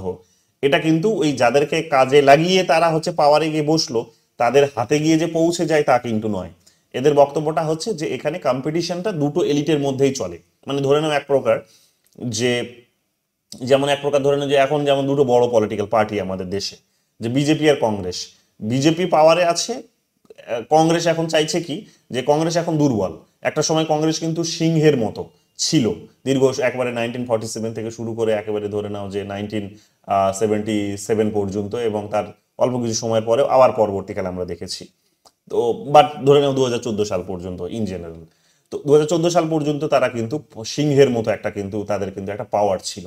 কিন্তু সেই সিংহকে আমরা কি দেখতে পেলাম, যে সেখানে বিজেপি পাওয়ারে এসে কি করলো, বিজেপি পাওয়ারে এসে মানে ওই জনগণকে মবিলাইজ করলো, জনগণের মতো কথা বললো, 15 লাখ টাকা করে দেবে অ্যাকাউন্টে, তারপরে সেখানে গ্যাসের দাম কমিয়ে দেবে, তেলের দাম কমিয়ে দেবে, মুদ্রাস্ফীতি কমাবে, সেখানে ডলারের মূল্য কমিয়ে দেবে, সেখানে চাকরি দেবে, কত কথা বললো, বছরে 2 কোটি করে চাকরি দেবে, অনেক কথা সেখানে বললো। বলে কি করলো, নতুন যারা ভোটার্স ছিল, সোশ্যাল মিডিয়াতে যারা খুব অ্যাক্টিভ ছিল, তো সেইখানে নতুন ভোটার্সদেরকে আকৃষ্ট করে, ইয়াং জেনারেশনসকে আকৃষ্ট করে তারা কি করলো, একটা বড় সংখ্যা নিয়ে গিয়ে কংগ্রেসকে ক্ষমতাচ্যুত করে, এবং আরো যে সমস্ত মিনসগুলো আছে সেগুলোকে কাজে লাগিয়ে তারা ক্ষমতাচ্যুত করে পাওয়ারে বসলো। কিন্তু এখন দেখা যাবে কি, তারা পাওয়ারে বসার পর দেখা যাচ্ছে কি যে দেশে আরো বেশি করে ক্যাপিটালাইজেশন বাড়ছে, দেশে আরো বেশি করে কিন্তু গ্যাপটা কিন্তু তৈরি হচ্ছে, অর্থাৎ বড় লোকদের সঙ্গে গরিবের গ্যাপটা কিন্তু আরো বাড়ছে, ব্যবধানটা বাড়ছে। তার মানে পরিষ্কার বুঝে নাও তারাও এক প্রকার কিন্তু এলিট, তারাও কি করেছে, তারাও এক প্রকার এলিট। তারা গিয়ে কি করেছে যে একটা এলিটকে সরিয়ে তারা আর একটা এলিট হিসেবে পাওয়ারে বসে গেছে, এবং ফলে এটা দেখা যাচ্ছে যে জনগণের কাছে কিন্তু জনগণের রিসোর্স গুলো পৌঁছচ্ছে না, বরং জনগণের রিসোর্স গুলো কি হচ্ছে, প্রাইভেটের হাতে চলে যাচ্ছে, উল্টোটা হচ্ছে। সো এটাকে সাধারণ, মানে আমি এটা সমালোচনা করে বলছি তা না, এটা বাস্তবতা। মানে আমরা এটা খবরের কাগজ খুললেই দেখতে পাচ্ছি, পার্লামেন্টের দিকে তাকালেই দেখতে পাচ্ছি, সরকারি ডিসিশনস গুলো দেখলেই এগুলো আমরা জলের মতো দেখতে পাচ্ছি। এগুলো একেবারে সাধারণ কথা। পলিটিক্যাল সায়েন্সের স্টুডেন্ট, পলিটিক্যাল সায়েন্সের টিচার, গবেষক হিসেবে আমাদের এগুলো বলতেই হবে, এটা কোনো সরকারের বা কোনো গোষ্ঠীর সমালোচনা নয়, এটা আমাদের এটা মানে এটা শিক্ষাগত অধিকার যে এটা আমাদের বলতেই হবে, নইলে আমরা এই সাবজেক্টগুলো বুঝতে পারবো না। তো আমরা দেখতে পাচ্ছি যে যেহেতু এখন জনগণের মানে এদেরকে এত বড় একটা ম্যান্ডেট দিয়ে পাওয়ারে নিয়ে এসেও যেহেতু জনগণের মানে মানে এই ইনইকুয়ালিটিটা যেহেতু কমেনি, গ্যাপটা যেহেতু কমেনি, তো স্বাভাবিকভাবে এটা আমরা বুঝতেই পারছি যে দুটো এলিটের মধ্যে তার মানে মারপিট চলছিল। আমরা জাস্ট সাধারণ মানুষ এখানে একটা তাদের পাওয়ারটিকে লেজিটিমাইজ করার কাজ করেছি, এর থেকে তো বেশি কিছু করিনি আমরা, এবং এর থেকে বেনিফিটেড যেহেতু আমরা হইনি বেশি রকম ভাবে, তো কাজে আমরা বলতে পারি যে একটা এলিটকে সরিয়ে দিয়ে আমরা আরেকটা এলিটকে জাস্ট পাওয়ারে বসিয়ে দিলাম, এবং ওই এলিটটা শেয়ারের মতো মানে বিজেপি ধরে নাও এক প্রকার শেয়ালের মতো এখানে চতুর হয়ে সে কিন্তু নিজে পাওয়ারে বসে গেল। এখন কংগ্রেস আবার এখন কি আছে, সে এখন এখন ওই বিজেপি পাওয়ারে যাওয়ার সঙ্গে সঙ্গে সে এখন সিংহের মতো এখন শক্তিশালী হয়ে গেছে, তার কাছে লেজিসলেচার, এক্সিকিউটিভ, জুডিশিয়ারি সবকিছুই এক প্রকার তার কন্ট্রোলে আছে, তাই না? তো সবকিছুই এক প্রকার বলা যেতে পারে তাদের কন্ট্রোলে আছে, তারা কন্ট্রোলটা রেখেছে সেখানে, তারা খুব শক্তিশালী, পুলিশ প্রশাসন থেকে শুরু করে সমস্ত কিছু তাদের হাতে আছে। এখন কংগ্রেস আবার কি করছে যে শেয়ালের মতো চতুর হয়ে তাদেরকে কিন্তু সেখান থেকে সরানোর চেষ্টা করছে, নিজেরা গিয়ে পাওয়ারে বসার চেষ্টা করছে। তো এই উদ্দেশ্যে দেখবে বিভিন্ন মিডিয়া, বিভিন্ন দেখবে থিঙ্ক ট্যাঙ্ক, বিভিন্ন দেখবে ইন্টেলেকচুয়ালস, বিভিন্ন প্রফেসর দেখবে গবেষক, তারা কিন্তু এগুলো নিয়ে তাদেরকে সাহায্য সহযোগিতা করে তারা কিন্তু কি করছে, বিজেপি কংগ্রেসকে পাওয়ারে বসানোর কিন্তু এক প্রকার চেষ্টা চালিয়ে যাচ্ছে। ঠিক কি ভুল আমি সেই আলোচনায় আসছি না, এটা অবশ্যই আমি বলারও কেউ নেই, এটা মানুষ ডিসাইড করবে। বাট আমরা দেখছি যে এগুলো কিন্তু হচ্ছে, বড় বড় বুদ্ধিজীবীরা সেখানে বই লিখছে, বড় বড় বুদ্ধিজীবীরা সেখানে সরকারের সমালোচনা করছে, দেখা যাচ্ছে আলটিমেটলি গিয়ে সেটা সরকারের নিন্দা করলেও তারা লাভটা পাচ্ছে কিন্তু কংগ্রেসই, অন্য যে একটা বড় মাপের জনসংখ্যা এটার যে বেনিফিট পাচ্ছে তা আমরা দেখছি না। দেখা যাবে যে সেখানে ওই কংগ্রেসেরই পরিবারতন্ত্র আবার নতুন করে মাথা চাড়া দিয়ে উঠছে, আবার দেখা যাবে যে কংগ্রেসেরই সেখানে গোষ্ঠীতন্ত্র মাথা চাড়া দিয়ে উঠছে, দেখা যাবে যে সেখানে কংগ্রেসেরই মধ্যে এখানে একটা যে অর্গানাইজেশনাল যে স্ট্রাকচার তার মধ্যেই পাওয়ারটা লিমিটেড হয়ে পড়ছে, তার নিচে কিন্তু নামছে না, খুব একটা বেশি নামছে না, খুব বলবো না যে একেবারেই নামছে না, খুব একটা বেশি কিন্তু নামছে না। অর্থাৎ মাস যে মোবিলাইজেশন হওয়ার কথা ছিল, যে ইনক্লুশন হওয়ার কথা ছিল, সেগুলো কিন্তু হচ্ছে না। তো যাই হোক, একবারে তারা পারছেও না বলে মানুষও তো এখানে বিকল্প কিছু পাচ্ছে না, তাদেরকে ওই কারণেও সমর্থনও করছে না খুব একটা বড় লেভেলে। তো আলটিমেটলি তারা শেয়াল হওয়ার চেষ্টা করছে, শেয়ালের বুদ্ধি প্রয়োগ করার চেষ্টা করছে, কিন্তু চেষ্টা হয়তো এখন তারা চালিয়ে যাবে, এখন দেখা যাক কখন তারা সাকসেস হয় বা না কি না হয়, তারা এইভাবেই তারা ধূলিসাৎ হয়ে যায়। বাট জেনারেলি আইডিয়াটা হচ্ছে যে দুটো এখানে কি থাকে, মোটামুটি ভাবে দুটো এলিট থাকে, সেই এলিটরা নিজেদের মধ্যে কম্পিটিশন করে। একটা যিনি পাওয়ারে বসে আছেন তিনি সিংহ, যিনি নিচের দিকে আছেন তিনি হচ্ছেন ফক্স। তো ফক্স লায়নকে সরিয়ে এখানে পাওয়ারে বসার চেষ্টা করছে, এটা হচ্ছে সার্কুলেশন। তো এই কথাটাই তিনি এখানে কিন্তু বলার চেষ্টা করেছেন প্যারেটো। তো এই লায়ন এবং ফক্সের গল্পটা হচ্ছে এটা, পরীক্ষাতে এটাও তোমাদের এইভাবেই এসেছে যে লায়ন অ্যান্ড ফক্সের গল্পটা ইনি ছাড়া আরো কেউ বলেছেন। তো তোমরা জানো যে লায়ন অ্যান্ড ফক্সের গল্প আমাদের শুনিয়েছে, নাম বলো দেখি কার মনে আছে। তো ম্যাকিয়াভেলি পড়তে গিয়েও আমরা সেই একই গল্প পড়েছি। তিনি এখানে রাজাকে বলেছিলেন যে রাজা হবে কি, রাজা হচ্ছে শিয়ালের মতো হচ্ছে চতুর হবে আর সিংহের মতো শক্তিশালী হবে।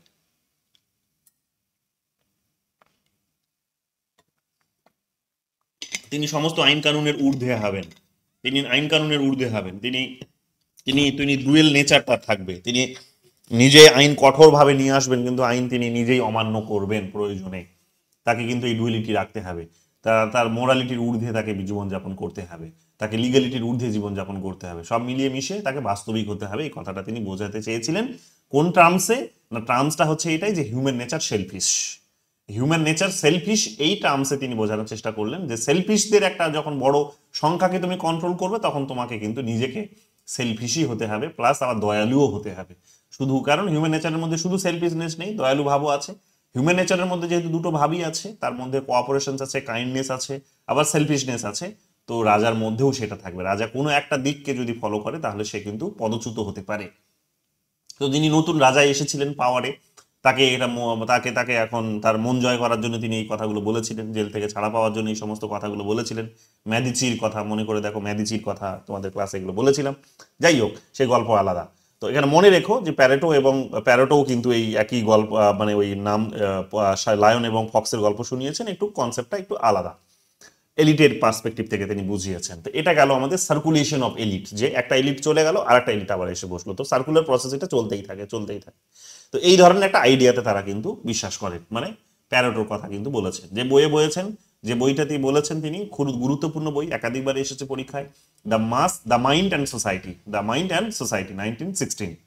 চলে আসো সেকেন্ড থিঙ্কার্স যিনি আছেন এখানে। সেকেন্ড থিঙ্কার্স এই ক্লাসিক্যাল এলিটিজমের আলোচনায় যিনি সেকেন্ড থিঙ্কার্স তিনি হচ্ছেন গেতানো মস্কা। গেতানো মস্কার বিখ্যাত বইটির নাম হচ্ছে রুলিং ক্লাস 1896। সিকোয়েন্সে বইগুলোর নাম দেখে নাও, অ্যাটলিস্ট এই 3টে বইয়ের নাম একাধিকবার এসেছে। সো এখানে দেখে নাও কি বলছে মস্কা। এখানে কোন শব্দটা ইন্ট্রোডিউস করেছিলেন? Political class. তিনি দুটো ক্লাসের কথা বলেছিলেন, পলিটিক্যাল ক্লাসের কথা তিনি এখানে বলেছিলেন। তো দুটো ক্লাসের কথা তিনি বলেছিলেন, একটা হচ্ছে রুলিং ক্লাস আর একটা হচ্ছে রুলড ক্লাস। রুলিং ক্লাস বলতে তিনি কাদের কথা বলেছেন? রুলিং ক্লাস বলে এখানে তিনি বোঝাতে চেয়েছেন যারা হচ্ছে মাইনরিটি, যারা হচ্ছে এলিট, তাদের কথা বলেছেন। মেজরিটি যারা, তারা হচ্ছে রুলড ক্লাস। তো এই ধরনের দুটো মানে ক্লাসের কথা বলেছেন, যেটা তার পলিটিক্যাল ক্লাস হিসেবে কিন্তু এখানে আলোচনায় উঠে এসেছে। সো এগুলো ভালো করে মাথায় রেখো। এরপরে 3 নাম্বার যে নামটি খুব গুরুত্বপূর্ণ সেটি হচ্ছে রবার্ট মিশেলস। ডেমোক্রেসির আইডিয়ায় যে নামটি খুব গুরুত্বপূর্ণ, থার্ড নামটি, সেটা হচ্ছে রবার্ট মিশেলস। প্যারেটো মস্কা মিশেলস, এইভাবে নামটা মনে রাখবে, প্যারেটো মস্কা মিশেলস। মিশেলসের বিখ্যাত বইটির নাম হচ্ছে পলিটিক্যাল পার্টিস 1911। পলিটিক্যাল পার্টিস 1911 বইটি হচ্ছে বইটি হচ্ছে এখানে আমরা দেখতে পাচ্ছি যে নাম আয়রন ল অফ অলিগার্কি একটা বলে তিনি একটা আইডিয়া দিয়েছিলেন এই বইয়ে। তিনি এখানে বলার চেষ্টা করেছিলেন যে অলিগার্ক বা গোষ্ঠী যারা আছে, সেই গোষ্ঠীদের একটা গোষ্ঠীতন্ত্র আছে, একটা শাসন ব্যবস্থা আছে। এটা একটা লৌহ শাসনের মতো, এইটাকে তুমি ভেদ করতে পারবে না। লৌহ শাসনের মতো, অর্থাৎ এক প্রকার গোষ্ঠীগুলো তাদের নিজেদের একটা বেড়া তৈরি করে রেখেছে, সেই বেড়াটাকে তুমি টপকে যেতে পারবে না। ওই বেড়ার মধ্যে যারা আছে, ভেতর দিকে যারা আছে, ওরাই ভেতর থেকে কি করবে? পাওয়ারটিকে কন্ট্রোল করবে। তুমি সেটাকে, সাধারণ মানুষ যদি হও, তাহলে সেটাকে টপকে ওখানে যেতে পারবে না। তুমি কিন্তু এই স্ট্রাকচারকে, কাঠামোকে এখানে ভাঙতে পারবে না এবং ওখানে গিয়ে পৌঁছতে পারবে না। তো পাওয়ার এইরকম ভাবে দেখা যাবে কি যে কিছু গোষ্ঠীরই হচ্ছে কিন্তু বলা যেতে বা ছোট্ট একটা গোষ্ঠীর বলতে পারো, ছোট্ট একটা গোষ্ঠীর মধ্যেই সীমাবদ্ধ। তাদের তৈরি করা একটা আয়রন ল আছে, একটা কঠোর আইন আছে, নিয়ম আছে, সেই নিয়মের মধ্যে থেকে তারা শাসন করে এবং সেই নিয়মের মধ্যেই শাসিত হয়, জনগণকে শাসিতও হতে হয়। কিন্তু কোনো রকম ভাবে সাধারণ মানুষ সেই বেড়ার মধ্যে কিন্তু টপকাতে পারে না বা ঢুকতে পারে না। তো এইরকম ভাবে আমরা দেখতে পাবো যে তিনি কতগুলো আইডিয়া দেওয়ার চেষ্টা করেছেন। আয়রন ল অফ অলিগার্কি, তো গোষ্ঠীতন্ত্রের কথা বলেছেন, সেই গোষ্ঠীরাই এখানে কিন্তু শাসন করে। কোনো রকম ভাবে এখানে যে জনগণ শাসন করছে, ইকুয়ালিটির পার্সপেক্টিভে শাসন হচ্ছে, জনগণের যে সেখানে একটা পলিটিক্যাল রাইটস আছে খুব বেশি, বা সেগুলোকেও যে তার বেনিফিট খায় খুব রকম ভাবে, নট লাইক দ্যাট। তো এই সমস্ত কথাগুলোই এখানে দেখবে ঘুরিয়ে ফিরিয়ে বলার চেষ্টা করেছে। অথরিটি তাহলে কার হাতে থাকে? অথরিটি এক প্রকার সেই গোষ্ঠীর হাতে থাকে, অলিগার্ক যারা আছে সেই অলিগার্কদের হাতে থাকে, গোষ্ঠীদের হাতে থাকে। এই 3টে নাম খুব গুরুত্বপূর্ণ, ঠিক আছে। মিলসের নামটাও তোমরা পাবে এখানে। মিলসের নামটা বেসিক্যালি এখানে দেখে নাও, ঠিক আছে। এখানে এই 3টে বলে দিলাম। পলিটিক্যাল ক্লাসের কথা বলেছেন, circulation elites, iron law of oligarchy, এগুলো দেখে নিও। মিলসের নামটাও তোমরা পাবে। প্যারেটো বেসিক্যালি মিলস তিনি একটা ডেমোক্রেটিক, যদিও ইনস্টিটিউশনালিজমের কথা বলা যেতে পারে সেখানে, যে আমি আসবো সেই আলোচনায় পরে, মিলসের আলোচনায়, না এখনই বলে দেবো, এখনই বলে দিই। সেটা হচ্ছে মিলসে এখানে আলোচনা করেছেন। মিলস এখানে বলার চেষ্টা করেছে, দেখো এই যে মিলস, তিনি বলার চেষ্টা করেছেন পাওয়ার এলিটের কনসেপ্ট দিয়েছেন। তার বইটির নামও এই ধরনের, এটাই পাওয়ার এলিটস। এখানে তিনি ইউএস এর কনটেক্সটে এটিকে আলোচনা করেছেন। প্যারেটো তোমরা দেখবে, প্যারেটো কিংবা মিশেলস বোধহয় এটা ইতালির কনটেক্সটে আলোচনা করেছেন, নামটা এসেওছে, ঠিক আছে। এটা হচ্ছে রবার্ট মিশেলস এর নামটা দেখো। রবার্ট মিশেলস এর কথাই বলছিলাম, আর একটু দেখে নাও। রবার্ট মিশেলস দেখবে ইতালিতে তিনি একটা পার্টির একটা ছিলেন। ইতালিতে তিনি একটা পার্টির হচ্ছে দলের সমর্থক ছিলেন। সেই পার্টিটার নাম ছিল জার্মান সোশ্যাল ডেমোক্রেটিক পার্টি। প্রশ্নটি একাধিকবার পরীক্ষায় এসেছে, ভালো করে দেখে নাও। জার্মান সোশ্যাল ডেমোক্রেটিক পার্টি, এই জার্মান সোশ্যাল ডেমোক্রেটিক পার্টির সদস্য থাকাকালীন তিনি আমরা দেখেছি যে সেখানকার তার যে অবজারভেশন, সেই অবজারভেশনগুলোই তিনি কিন্তু এখানে আলোচনা করার চেষ্টা করেছেন। সো ইতালির তিনি একজন নাগরিক, মাথায় রাখবে এটা, তিনি একজন ইতালির নাগরিক। ইতালিতে তিনি বড় হয়ে উঠেছেন, তার সেখানেই তার অবজারভেশন, এবং আলটিমেটলি আমরা দেখতে পাবো যে সেখানে সেই আলোচনাগুলোই তিনি এখানে কিন্তু টেনে নিয়ে এসেছেন। যাই হোক, এবার চলে আসো মিলসে। মিলস কি বলার চেষ্টা করেছেন? মিলস বলেছেন আমেরিকার কনটেক্সটে এটাকে আলোচনার চেষ্টা করেছেন, ঠিক আছে। মিলস এটা আমেরিকার কনটেক্সটে আলোচনা করার চেষ্টা করেছেন। মিল বলেছেন যে আমেরিকার এক্সপিরিয়েন্সটা একটুখানি ভিন্ন ধরনের। কি ধরনের? সেখানে তিনি বলার চেষ্টা করেছেন যে ভিন্ন ধরনের কনসেপ্টটা হচ্ছে এটাই বেসিক্যালি, যে যেখানে ব্যক্তিরা শাসন করে, এর আগের থিঙ্কার্সটা বলে গেল প্যারেটো, মস্কা, মিশেলস, যে ব্যক্তিরা শাসন করে, গোষ্ঠী শাসন করছে, মানে গোষ্ঠীর মধ্যে ব্যক্তিরা শাসন করছে। তো গোষ্ঠী যেখানে শাসন করছে, যেখানে পার্সনের কথা বলা হচ্ছে, ইন্ডিভিজুয়ালের কথা বলা হচ্ছে, মানে গোষ্ঠীর মধ্যে ইন্ডিভিজুয়াল, তো সরাসরি রক্ত মাংসের মানুষের কথা বলা হচ্ছে যে তারা শাসন করছে, তাদের একটা রোল আছে।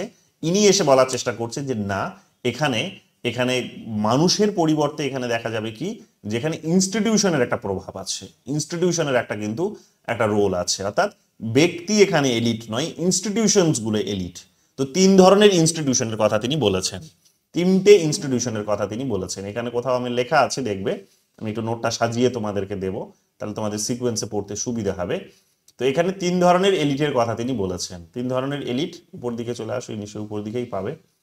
3 ধরনের এলিটের কথা বলেছেন, এই যে এখানে আছে, দেখো।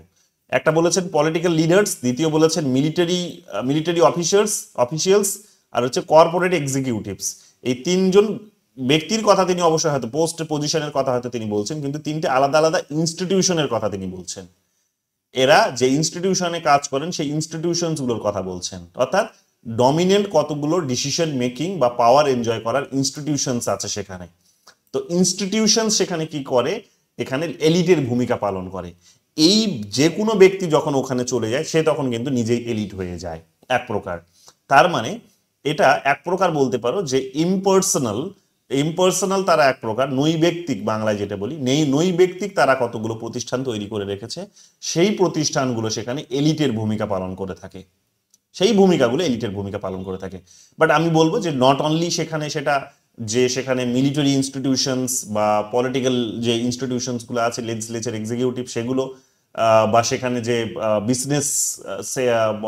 বিজনেস যে বিভিন্ন কর্পোরেটস আছে তাদের কথা বলবো না, এটা শুধু তার মধ্যে লিমিটেড নয়। মানে তারা ধারণা হচ্ছে 3টেই ইনস্টিটিউশন সেখানে গুরুত্বপূর্ণ ভূমিকা পালন করে। যারাই ওই ইনস্টিটিউশনস গুলোর লিডিং পজিশনে চলে যায় তারাই সেখানে এলিট বলে কনসিডার হয়। কিন্তু এটা কিন্তু আরো অনেক বড়, বা বলতে পারো যে কর্পোরেটের আন্ডারও এটাকে কনসিডার করতে পারো, যদিও বড় না বললেও। সেটা কি রকম, যেহেতু তাদের দেশে এখন এগুলো প্রায় অনেকটা বলতে পারো যে প্রাইভেটাইজেশনের হাতে চলে গেছে, এডুকেশন থেকে শুরু করে সমস্ত কিছুই। তো মোটামুটি ভাবে এটা এক প্রকার ধরে নাও যে সেখানে আমরা যেটা দেখতে পাই সেটা হচ্ছে যে এরাই শুধু নয়, ওখানে দেখবে যে কোনো বই যদি লেখা হয় তাহলে সেই বইটা দেখবে, অর্থাৎ একবার বলতে পারো পিরামিডের মাথার উপরে ওরা বসে আছে, সেখান থেকে কোনো বই লেখা হচ্ছে মানে দেখবে সেই বইটা দেখবে এই ডেভেলপ কান্ট্রিজ, অন্যান্য দেশগুলিতে, এবং ডেভেলপিং কান্ট্রিজ, আন্ডার ডেভেলপ কান্ট্রিজে সেই বইটাকেই কিন্তু ফলো করা হয়, অর্থাৎ সেই আইডিয়াটাকে, সেই থিওরিটাকে, সেই কনসেপ্টটিকেই কিন্তু ফলো করা হয়। তো যতক্ষণ না কোনো একজন ব্যক্তি ওখান থেকে কোনো একটা ভালো বই লিখছেন, সেটা ভালো হোক আর খারাপ হোক, উনি লিখেছেন মানেই কিন্তু উনি ওয়ার্ল্ড ওয়াইড ফেমাস হয়ে যান। জেনারেলি আমরা তাই দেখি। মানে ধরে নাও অমর্ত্য সেন, আমি গেস করছি যে যদি তিনি ইন্ডিয়াতে থাকতেন তাহলে অমর্ত্য সেন হতে পারতেন না। মানে তিনি যে স্বীকৃতি পেয়েছেন হয়তো একই কাজ করে যেতেন, বাট অমর্ত্য সেন কোনোদিন হতে পারতেন না। তার অন্যতম কারণ হচ্ছে যে সেখানকার প্রতিষ্ঠিত কতগুলো ইনস্টিটিউশনস। তো সেই ইনস্টিটিউশনস গুলোতে তিনি যাওয়ার ফলে বা যাওয়ার সুযোগ পাওয়ার ফলে সেখান থেকে বসে যে বইগুলো লিখছেন, যে আইডিয়াগুলো দিচ্ছেন, সেই আইডিয়াগুলো কিন্তু ওয়ার্ল্ড ওয়াইড কিন্তু ফেমাস হয়ে যাচ্ছে।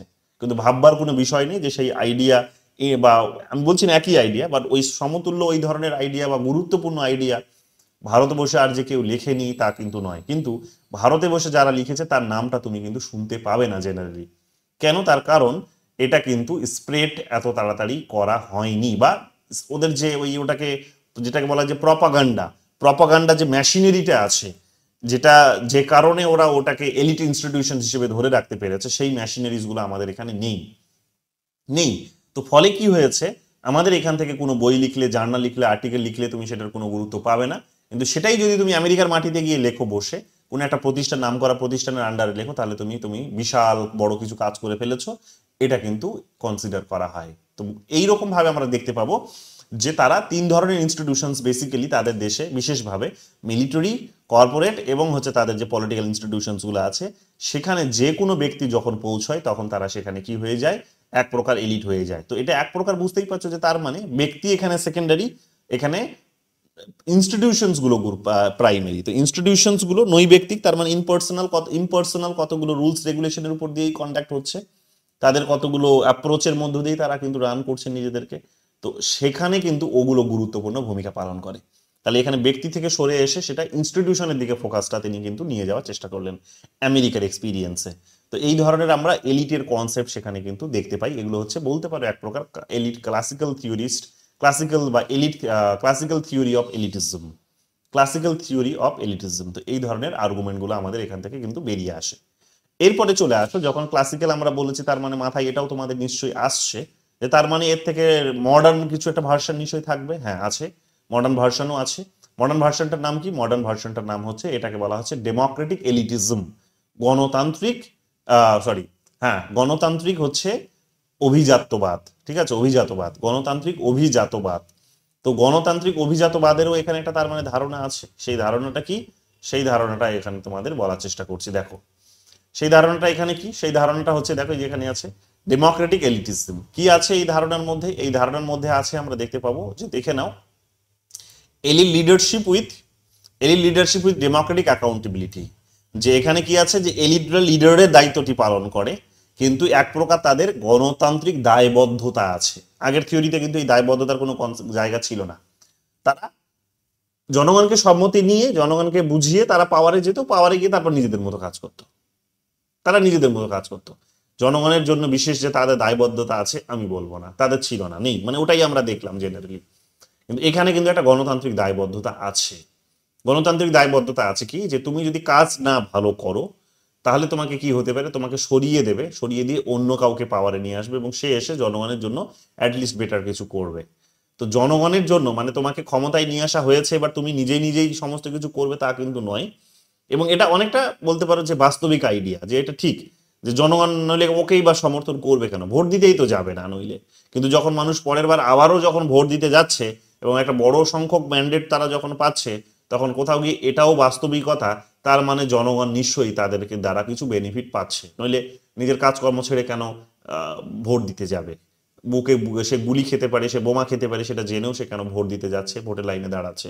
তো এটা তো শুধুমাত্র নয় যে সেখানে সে একটা মানে ঐতিহাসিকভাবে জাস্ট একটা চিরাচরিত নিয়মকে ফলো করে যাচ্ছে, এটা তো নয় না, এর দ্বারা লাভবানও হচ্ছে। তো বুঝতেই পারছো, তার মানে শাসন হয়তো সেই এলিটরাই করবে, কিন্তু এলিটরা করলেও এই ক্লাসিক্যাল এলিটিজমের কনসেপ্টে আমরা দেখলাম যে সেখানে জনগণকে তারা এতটা মূল্য দিত না, গণতান্ত্রিক দায়বদ্ধতা তাদের একটা ছিল না। কিন্তু এখানে দেখতে পাবো যে যেহেতু জনগণের ক্ষমতায় তারা জিতে আসছে, জনগণের ভোট পেয়ে তারা যেহেতু জিতে আসছে, সেখানে যেহেতু নিরপেক্ষ বা যথাসাধ্য সেখানে নিরপেক্ষভাবে ইলেকশনস হচ্ছে, সেখানে চেকস অ্যান্ড ব্যালেন্সের যেহেতু গল্প আছে, সেখানে পাবলিক ইনসাইট যেহেতু আছে, ওভারঅল আমরা কি দেখতে পাবো, তারা জনগণের জন্য এসে কিন্তু কাজ করে। তাহলে লিডারশিপই হয়তো থাকবে, এলিটরাই হয়তো শাসন করবে, কিন্তু ডেমোক্রেটিক একটা দায়বদ্ধতা তাদের কিন্তু আছে, গণতান্ত্রিক দায়বদ্ধতা, যারা ভোট দিয়েছে তাদের জন্য টু সাম এক্সটেন্ট তাদের কিন্তু কাজ করতে হবে, এই বিষয়গুলো তাদের কিন্তু মাথায় থাকে। তো এটা হচ্ছে একটা মডার্ন ভার্সন অফ হচ্ছে কিন্তু বলা যেতে পারে যে এলিট থিওরি। সেকেন্ড পয়েন্টটা হচ্ছে এখানে রিপ্রেজেন্টেশনস অ্যান্ড লেজিটিমেসি। রিপ্রেজেন্টেশনস আমরা দেখতে পাচ্ছি যে আগের থিওরিতেও ক্লাসিক্যাল এলিটিজমেও আমরা দেখলাম রিপ্রেজেন্টেশনস ছিল, লেজিটিমেসিটাও ছিল। কিন্তু লেজিটিমেসিটা থাকলেও আমরা জানি যে লেজিটিমেসিটা ছিল, মানে রিপ্রেজেন্টেশন ছিল, লেজিটিমেসিটাও ছিল, কিন্তু তার একটা লিমিটেড স্কোপ ছিল। এখানে দেখা যাবে যে সেই স্কোপটা কিন্তু অনেকটা হিউজ, অনেকটা বড়, এবং এটা লার্জ স্কেলে সোসাইটিকে কিন্তু কভার করে। ঠিক আছে, যে মানুষকে এখানে আরো বড় সংখ্যক মানুষকে এখানে গণতান্ত্রিক করা হয়, বড় সংখ্যক মানুষকে এখানে পলিটিক্যাল পাওয়ারের আন্ডারে নিয়ে আসা হয়, তাদেরকে তাদের রাজনৈতিক অধিকার সম্পর্কে সচেতন করা হয়, তাদেরকে তাদের নিজেদের দায়িত্ববোধ সম্পর্কে সচেতন করা হয়, তাদের নিজেদের অধিকার বোধ সম্পর্কে সচেতন করা হয়, এবং সেই অধিকারের জায়গা থেকেই তারা কি করে, নতুন একটা ক্লাসকে তারা কিন্তু পাওয়ারে নিয়ে আসে। যখন নিয়ে আসে তখন তাদের পাওয়ারটা কিন্তু লেজিটিমাইজও হয়ে যায়। তো এইরকম ভাবে আমরা দেখতে পাবো কি, যে ডিসিশনস গুলো তারা নেয়, সেই ডিসিশনস গুলোর উপর আবার দেখবে জনগণের সম্মতিও থাকে। তো জনগণের বিহাফে যে ডিসিশনস গুলো তারা নিচ্ছে সেগুলোর উপর তাদের একটা সম্মতিও থাকে। তো এখানে বুঝতেই পারছো, তার মানে লেজিটিমেসির স্কোপটা অনেক বড়। আগে লেজিটিমেসি জায়গাটা যে একেবারেই ছিল না সেটা বলবো না, মানে কোথাও ছিল না একেবারে, আবার কোথাও দেখবে তোমরা যে মিনিমামটা ছিল, কিন্তু এখানে দেখবে মিনিমামের জায়গায় সেটা ম্যাক্সিমাম লেজিটিমেসির একটা কিন্তু স্কোপ উঠে আসে, একটা ওয়াইড লেভেলে সেখানে কিন্তু জনগণের লেজিটিমেশন তারা কিন্তু পায়, এটা আমরা দেখতে পাবো। 3 নম্বর কি বলছে? 3 নম্বর বলছে balancing expertise and popular will. Balancing expertise and popular will, আমেরিকার মাটিতে তোমরা এটা বিশেষভাবে দেখতে পাবে, যে দেখবে হিলারি ক্লিন্টন সেখানে ভোট দিল, দেখবে জনগণ সেখানে তাদের নিজেদের প্রতিনিধিদেরকে ভোট দিল, সেই প্রতিনিধিরা গিয়ে আর একজনকে ভোট দেবে, এবং ওই প্রতিনিধিরা যদি অন্য কাউকে ভোট দিয়ে দেয়, হয়তো দেখা গেল যে কোনো একটা পার্টি থেকে যিনি দাঁড়িয়েছিলেন তিনি এখন দেখা গেল যে সেই পার্টির, মানে তারা হয়তো মেজরিটি সেই পার্টি পেয়ে গেছে, ওকে ফাইন পেয়ে গেছে, বাট তারা বলছে যে তাদের 2-4 জন লিডার যদি বলে যে না তারা ওদেরকে ভোট দেবে না, অন্য কাউকে দেবে, তাহলে দেখা যাবে কি যে পপুলার ভোট একদিকে আর তারা মানে তারা লিডার হচ্ছে হয়তো অন্যদিকে, এটা হতে পারে। বাট আরো একটা উদাহরণ নাও, যে পপুলার ভোট বললো যে হিলারি ক্লিন্টন প্রেসিডেন্ট হওয়া উচিত। কেন? কারণ যেইবার দেখবে 2016 সালে হিলারি ক্লিন্টনের এগেইনস্টে যখন ডোনাল্ড ট্রাম্প ফাইট করলো, তখন দেখা গেল যে হিলারি ক্লিন্টনের ভোট পার্সেন্টেজ বা ভোট সংখ্যা বেশি ছিল, ভোট সংখ্যাটা বেশি ছিল, কিন্তু প্রেসিডেন্ট কে হলো? কম ভোট পেয়েও প্রেসিডেন্ট হচ্ছে কিন্তু ডোনাল্ড ট্রাম্প, কম ভোট পেয়েও প্রেসিডেন্ট হচ্ছে ডোনাল্ড ট্রাম্প। তার মানে দেখবে সেখানে জনগণের অপিনিয়নের উপর আর একটা কিন্তু সেখানে ক্যাটাগরাইজেশন করা হয়েছে। তো সেই ক্যাটাগরি ইয়েতে কিন্তু গিয়ে সেটা কি করবে, সেটা কিন্তু ডিসিশনটা নেওয়া হয়। তো এখানে আমরা এই জিনিসগুলো দেখে থাকি।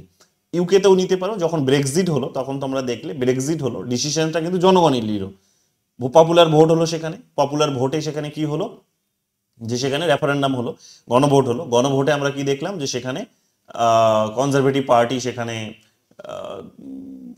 পার্টি সেখানে তারা মানে এক প্রকার বলতে পারো যে মানে সে ডেভিড ক্যামেরন সেই সময় প্রাইম মিনিস্টার ছিলেন।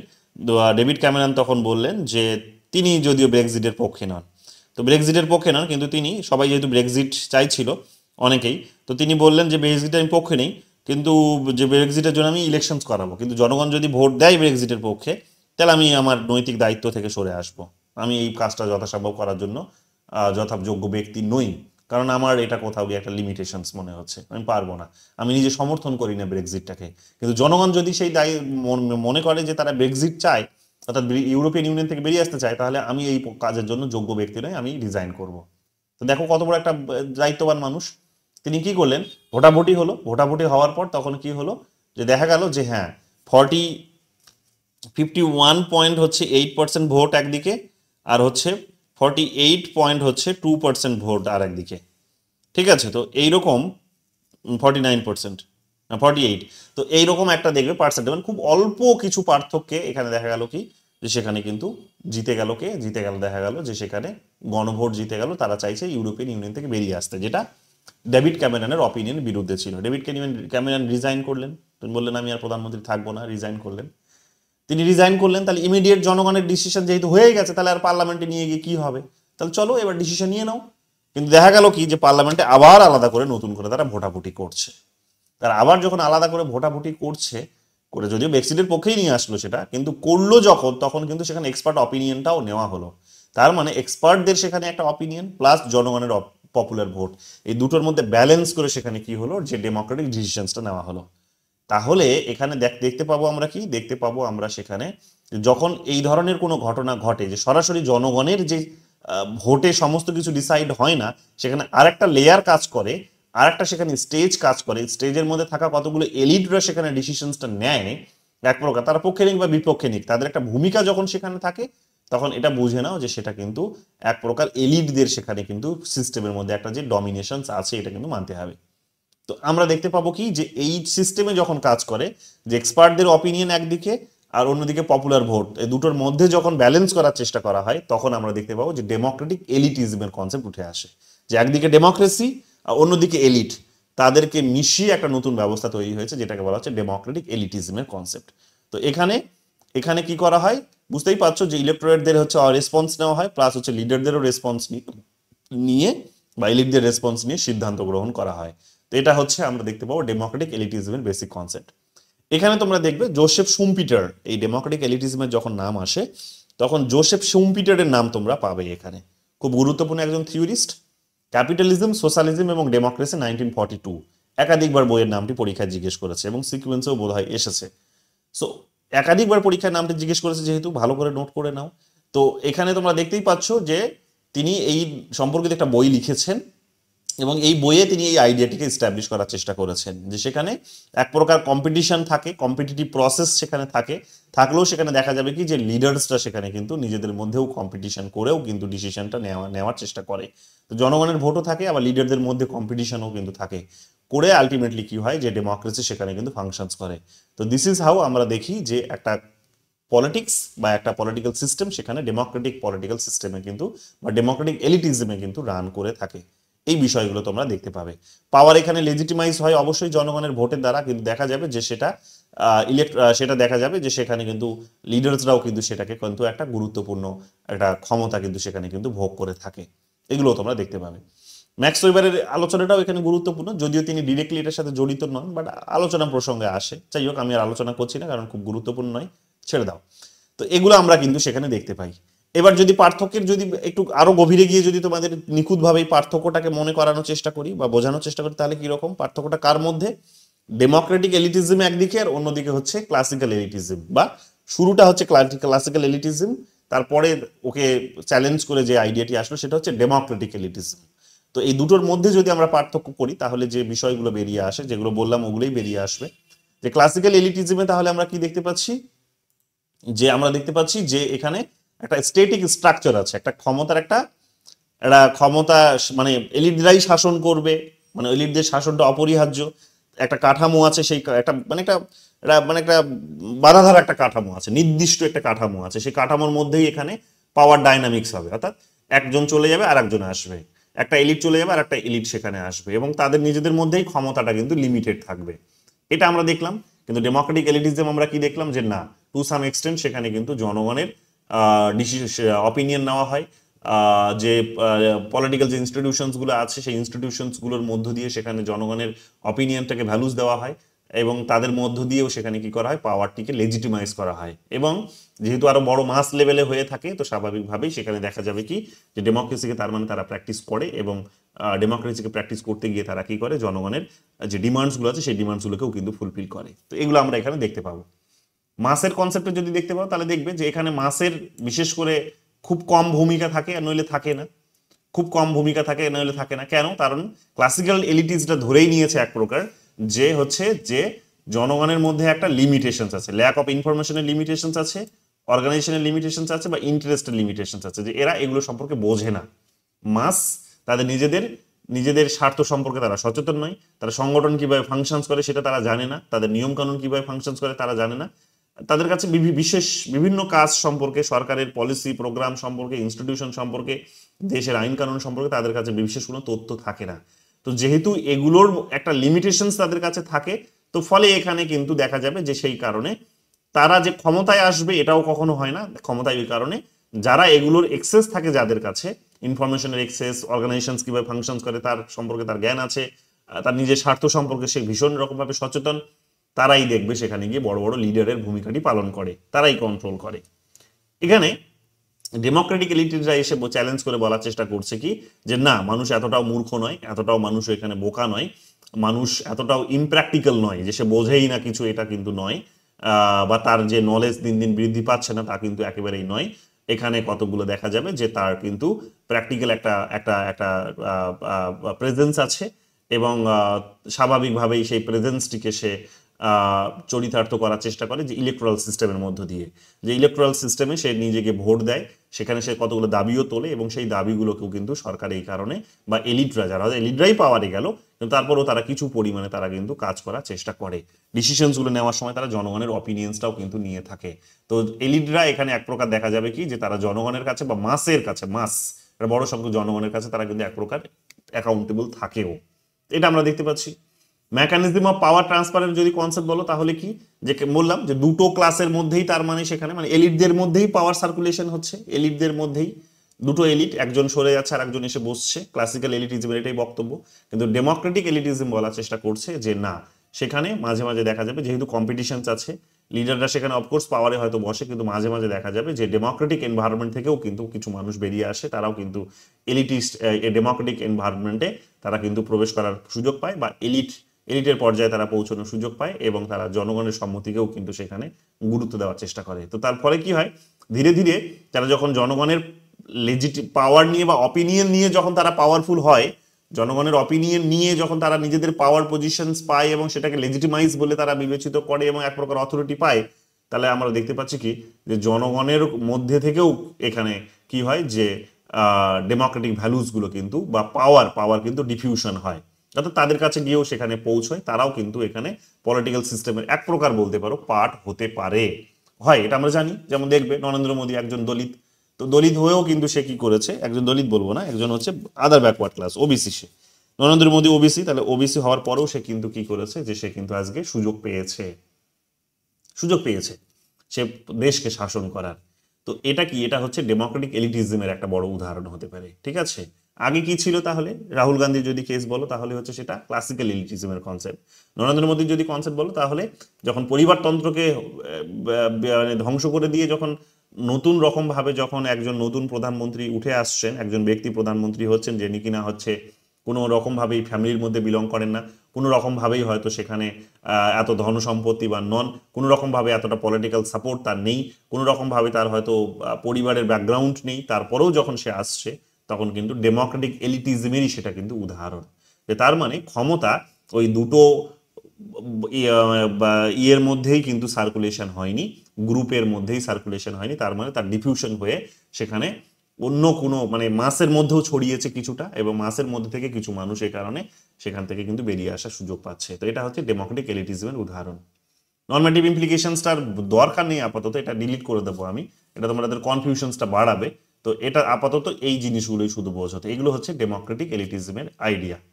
প্র্যাকটিক্যাল ইমপ্লিকেশনসগুলো আমি বুঝিয়েই দিলাম যে এগুলো আছে বেসিক্যালি, যে ডেমোক্রেটিক ভ্যালুসগুলো যেহেতু দেশে বাড়ছে, জনগণের সচেতনতা বাড়ছে, টেকনোলজির যেহেতু এখন স্প্রেড হচ্ছে, টেকনোলজি এসে যেহেতু আরো নতুন করে নিজের জনগণের বিভিন্ন ধরনের ফাংশনসগুলোকে ইজি করতে চাইছে, এবং ক্যাপিটালিজম তো আছেই, যে ক্যাপিটালিজম জানো তোমরা যে সেখানে নিজের যে পাওয়ারটাকে ইনক্রিজ করতে চাইছে, তো সেটা করতে গিয়েও সে এক প্রকার কি হচ্ছে, সে হয়তো ইকোনমিক রাইটসটাকে হয়তো মানুষের স্বীকার করছে না, এটা ঠিক, কিন্তু এক প্রকার সে পলিটিক্যাল রাইটসগুলোকে কিন্তু স্বীকার করতে বাধ্য হচ্ছে। তো এটা করতে গিয়ে কি হচ্ছে, যে পাওয়ার ডাইনামিকের বাইরে যারা রয়ে গেছে তারা কিন্তু পাওয়ার ডাইনামিকের ভেতরে আসার সুযোগটা কিন্তু পাচ্ছে। তো এই সমস্ত আর্গুমেন্টগুলো আমরা কিন্তু এখানে দেখে থাকি, এগুলোই তোমাদেরকে এখানে জানতে হবে। এরপর কতগুলো কনসেপ্টের পার্ট এখানে বুঝে নাও, যে কনসেপ্টগুলো তোমাদের জানতে হবে, যেগুলো পরীক্ষায় এসেছে, এবং আরো দু একটা কনসেপ্ট আছে, এগুলো আগামীকাল যখন পিওয়াইকিউ সলভ করাবো তখন সেগুলো তোমাদের ধরে ধরে বুঝিয়ে দেবো। ঠিক আছে, সো এখানে গ্র্যাভিয়েট অফ এলিটস এর কথা বলেছে। গ্র্যাভিয়েট অফ এলিটস মানে হচ্ছে এলিটদের কবরস্থান। তো এলিটদের কবরস্থানে এক প্রকার এলিট সেখানে মারা যায়, আর এক প্রকার এলিট সেখানে আবার নতুন করে উদয় হয় সেখান থেকে, এই যে কনসেপ্ট ওটাই, অর্থাৎ সার্কুলেশন অফ এলিটস, আর কিছুই না। তো এই ধরনের এলিটস এর কথা আমরা দেখতে পাবো, ভিলফ্রেডো প্যারেটো বলেছে। ঠিক আছে, এটা ভালো করে দেখে নাও, গ্র্যাভিয়েট অফ এলিটস এর কথা। সেকেন্ড, এখানে থিওরি অফ মাসেস, থিওরি অফ মাসেস এর আমরা গ্যাসেটের আলোচনা পাবো। গ্যাসেট থিওরি অফ মাসেস, তার একটা বিখ্যাত বই ছিল, the revolt of the masses, 1930-তে প্রকাশিত হয়েছিল। সেই বইটার নাম আমি বোল্ড করে দেবো, পরে দেখে নিও ভালো করে, একাধিকবার এসেছে এগুলো নামগুলো, থিওরি অফ মাসেস। তো থিওরি অফ মাসেসের আলোচনায় তিনি এখানে বলার চেষ্টা করেছেন কি, যে মাসকে দিয়ে, মানে একটা প্রকার সমালোচনাই করেছেন মাসকে তিনি, যে মাসকে দিয়ে যখন শাসন করা হয় তখন দেখা যায় কি, যে সেই শাসন ব্যবস্থা কিন্তু হয়তো পলিটিক্যাল ডিকে নিয়ে আসতে পারে, পলিটিক্যাল কালচারকে সেখানে কিন্তু ডিকের দিকে ঠেলে নিয়ে যেতে পারে, অর্থাৎ এক প্রকার অবক্ষয়ের দিকে ঠেলে নিয়ে যেতে পারে। কারণ ইনি এক প্রকার ধরেই নিয়েছেন যে মানুষের তার নলেজ সম্পর্কে, তার দায়িত্ববোধ সম্পর্কে, তার ফাংশন সম্পর্কে কতগুলো লিমিটেশনস আছে, তার লিমিটেশনস আছে, তার অধিকার সম্পর্কে সে এখানে সচেতন নয়, তার দায়িত্ববোধ সম্পর্কে সে সচেতন নয়। তো যেহেতু সে তার দায়িত্ববোধ অধিকার সম্পর্কে সচেতন নয়, তো ফলে দেখা যাবে কি, যে তার দ্বারা যখন কোনো ব্যক্তি শাসন করে, অর্থাৎ মাসের দ্বারা নির্ধারিত হওয়া কোনো গোষ্ঠী যখন শাসন করছে, তখন সেই শাসন ব্যবস্থা কিন্তু তার রাজনৈতিক অবক্ষয় ঘটতে পারে, অর্থাৎ সেই শাসন ব্যবস্থা ভেঙে পড়তে পারে। কেন? কারণ যাদেরকে চুজ করে তারা কিন্তু তাদের বিশেষ কোনো দক্ষতা থাকে না, তাদের কিন্তু বিশেষ কোনো কিন্তু অভিজ্ঞতা থাকে না, সেই ধরনের মানুষকে তারা আবেগের বশে চুজ করে। উদাহরণ নিয়ে নাও, বড় উদাহরণ, বিভিন্ন সময় আমরা দেখবো যে রাজনীতিতে বিভিন্ন পলিটিশিয়ানসরা এসেছেন, এবং বিভিন্ন মানুষ এসেছেন রাজনীতিতে, তারা আবেগের বশে এসেছেন, বা অনেক সময় তাদের ইনকাম ফুরিয়ে গেছে, নিজেরা যে ডিসিপ্লিনে কাজ করে সেটা ফুরিয়ে গেছে, ইনকাম সেখানে হচ্ছে না লকডাউনে, তো বাধ্য হয়ে তারা রাজনীতিতে নেমে এসেছেন। দেখলে তোমরা কিভাবে মেলা লেগে গেছিল পশ্চিমবঙ্গের রাজনীতিতে, সেখানে সেলিব্রিটিসদের। পরবর্তীকালে তারা কি এটাও স্বীকার করছেন যে তারা নিজেরা যোগ্য নন এই কাজের জন্য। তাহলে যদি তারা যোগ্য না হন এই কাজের জন্য, কিছুই যদি তারা করতে পারেননি, তাহলে এতদিন বেতন নিয়ে আমাদেরকে মূর্খ বানিয়েছেন, এতদিন তার মানে বড় বড় কথা বলে আমাদেরকে মূর্খ বানিয়েছেন, তাহলে মূর্খগুলো কিন্তু বানিয়েছে। তো এটা শুধুমাত্র একটা রাজনৈতিক দল থেকে যে হয়েছে তা নয়, বা সবসময় যে রাজনৈতিক দল থেকেই হয়েছে তা নয়, নির্দল থেকেও হয়েছে। তো ওভারঅল আমরা দেখতে পাবো কি, যে যখন মাসের দ্বারা যখন তোমার এইখানে শাসন ব্যবস্থার নির্ধারণ হবে, তখন সেই শাসন ব্যবস্থা কি হতে পারে, তার যে এক্সিলেন্স সেটা কিন্তু একটা অবক্ষয় ঘটতে পারে, তার যে এখানে তার এবং সেটা কিন্তু অথরিটারিয়ানিজমসকে সেখানে ফস্টার করতে পারে, অর্থাৎ সমৃদ্ধ করতে পারে, যে অথরিটারিয়ানিজম বা কর্তৃত্ববাদকে হয়তো সেখানে হয়তো একটা শক্তি বৃদ্ধি করতে পারে, বা একটা জায়গা করে দিতে পারে, যে কর্তৃত্ববাদ ওদের হাত ধরেই কিন্তু প্রতিষ্ঠিত হবে। হ্যাঁ, তো দেখবে তারা বলছে রাজনীতিবিদ যে যাকে রাজনীতিতে টেনে নিয়ে আসা হচ্ছে সে বলছে আমি রাজনীতি করব না, রাজনৈতিক লিডার সেখানে তাকে জোর করে টেনে নিয়ে আসছে। অর্থাৎ একজন ব্যক্তি যিনি হয়তো সেলিব্রিটি তাকে তিনি বলছেন যে আমি রাজনীতিটা আমার জন্য নয়, কিন্তু দেখা যাচ্ছে যে এমন একটা পলিটিক্যাল স্ট্রাকচার তৈরি করে রেখেছে যে তুমি যদি রাজনীতিতে না আসো তাহলে তোমার হয়তো একটা বড় ক্ষতি হয়ে যাবে। তো এই ক্ষতির সম্ভাবনা থেকে সে কি করছে, যাতে ক্ষতি না হয় সেই কারণে সে কিন্তু বাধ্য হয়ে রাজনীতি করছে। তো এই যে ভাবনাগুলো এগুলো আমরা দেখতে পাচ্ছি কি, এগুলো হচ্ছে কি এক প্রকার বলতে পারো যে বড় সংখ্যক ভোট পাওয়ার জন্য ওদেরকে মাঠে নামানো হয়েছিল, ভোট পেয়ে গেছে, এখন সে অথরিটারিয়ান পাওয়ারটা পেয়ে গেছে। তো এগুলো আমরা দেখতে পাচ্ছি যে এগুলোই হচ্ছে। সো এনার বক্তব্যটা কাইন্ড অফ ওই ধরনের, যে থিওরি অফ মাসেস যখন তিনি বোঝানোর চেষ্টা করেছেন বা দিয়েছেন তখন তিনি ওই সংকেতগুলোই এখানে দিয়েছেন যে এদের হাতে যখন ছেড়ে দেবে তখন আলটিমেটলি অথরিটেরিয়ানিজম বৃদ্ধি পেতে পারে, এক্সিলেন্স সেখানে ইরোড হতে পারে, এবং আলটিমেটলি দেখা যেতে পারে যে পলিটিক্যাল সিস্টেমটা বা একটা একটা একটা কিন্তু সমস্যার দিকে চলে যেতে পারে, একটা স্ট্যাগনেশন সেখানে একটা রিস্ক সেখানে কিন্তু থেকে যেতে পারে। এগুলোর কিন্তু অভয়বাণী তিনি কিন্তু দিয়েছেন। গেতানো মস্কা পলিটিক্যাল ফর্মুলার উদাহরণ দিয়েছেন। পলিটিক্যাল ফর্মুলা কি? পলিটিক্যাল ফর্মুলা হচ্ছে যে রুলিং যারা আছে, যারা রুল করে, তারা নিজেরা শাসন করার জন্য, রুল করার জন্য তারা বেসিক্যালি কি করে, তারা বেসিক্যালি যে কতগুলো নিয়ম কানুন তৈরি করে, ফর্মুলা এটাকে বলেছেন, যে এই ফর্মুলাটাকে কাজে লাগিয়ে তারা কি করে, নিজেদের পাওয়ারটাকে লেজিটিমাইজ করার চেষ্টা করে, এবং সেই ফর্মুলাটাকে কাজে লাগিয়ে তারা বারবার ক্ষমতায় আসার চেষ্টা করে। সো ওটাকে তিনি পলিটিক্যাল ফর্মুলা বলেছেন, যেটা এক প্রকার বলতে পারো যে একটা কঠোর নিয়ম। সেই নিয়মের মধ্যে নিয়মটাকে প্রয়োগ করার মধ্য দিয়ে তারা কি করে, মাইনরিটিসরা মেজরিটিদেরকে দিয়ে নিজেদের পাওয়ার পজিশনসটাকে লেজিটিমাইজ করে নেয়, এবং করার পর তারা কি করে, তারা এখানে কন্ট্রোলটা কিন্তু করে থাকে, তারা কিন্তু পুরো সিস্টেমটাকে কন্ট্রোল করে থাকে। তো এই সমস্ত আইডিয়াসগুলোই তোমরা এখানে কিন্তু একটু বইয়ের ভাষায় সুন্দর করে তোমরা এখানে পাবে।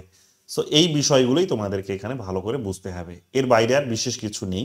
দুই একটা আরো আলোচনা আছে, পয়েন্টস আছে যেগুলো তোমাদের অবশ্যই বলতে হয়। তো এগুলো যখন আগামীকাল PYQ সলভ করাবো তখন ওগুলো বলে দেবো। আপাতত যেটা বললাম সেটাতে যদি কোনো কোয়েশ্চেন্স থাকে, যদি কোনো অবজারভেশনস থাকে, কোনো সাজেশনস থাকে, মন খুলে বলতে পারো। বলো, বুঝতে পেরেছো কি পারোনি এবার? কঠিন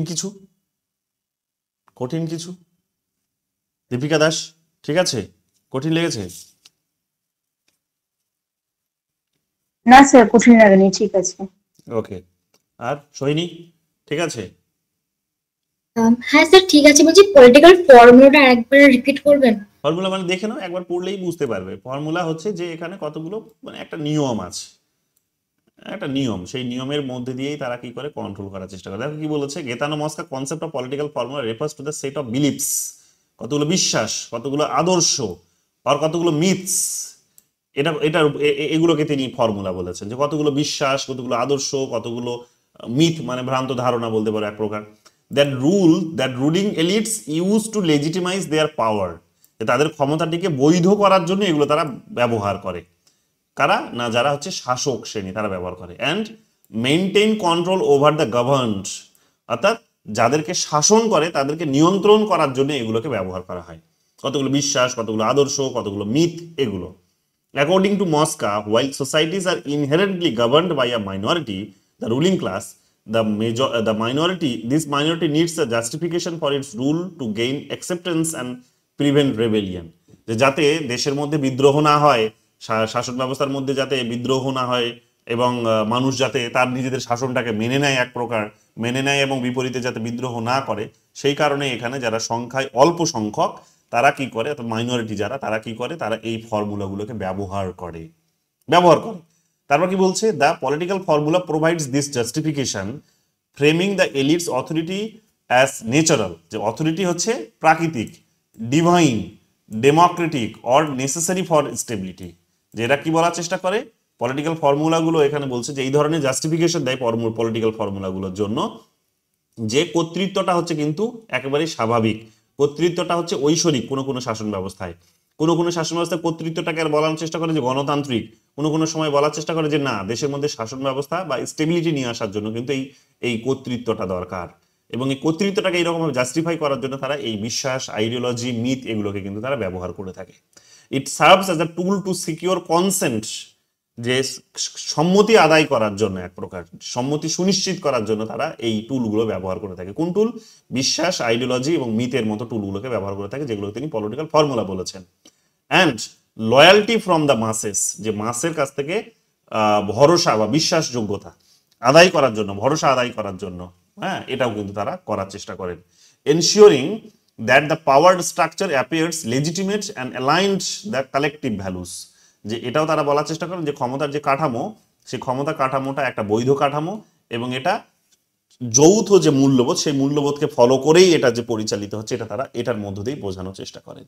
ধরে নাও আমাদের দেশেরই কথা ধরো, আমাদের দেশে দেখবে এক প্রকার বিশ্বাস, এক প্রকার আদর্শ, এক প্রকার প্রভাব কতগুলোকে সামনে রেখে মানুষকে কি করে, মানুষের অপিনিয়নকে একজোট করার চেষ্টা হয় এবং সেটাকে দেখবে বারবার বারবার বারবার ব্যবহার করে এখানে কিন্তু এলিটসরা পাওয়ারে আসে, রুলিং ক্লাস কিন্তু পাওয়ারে আসে। তো এটাই হচ্ছে পলিটিক্যাল ফর্মুলা।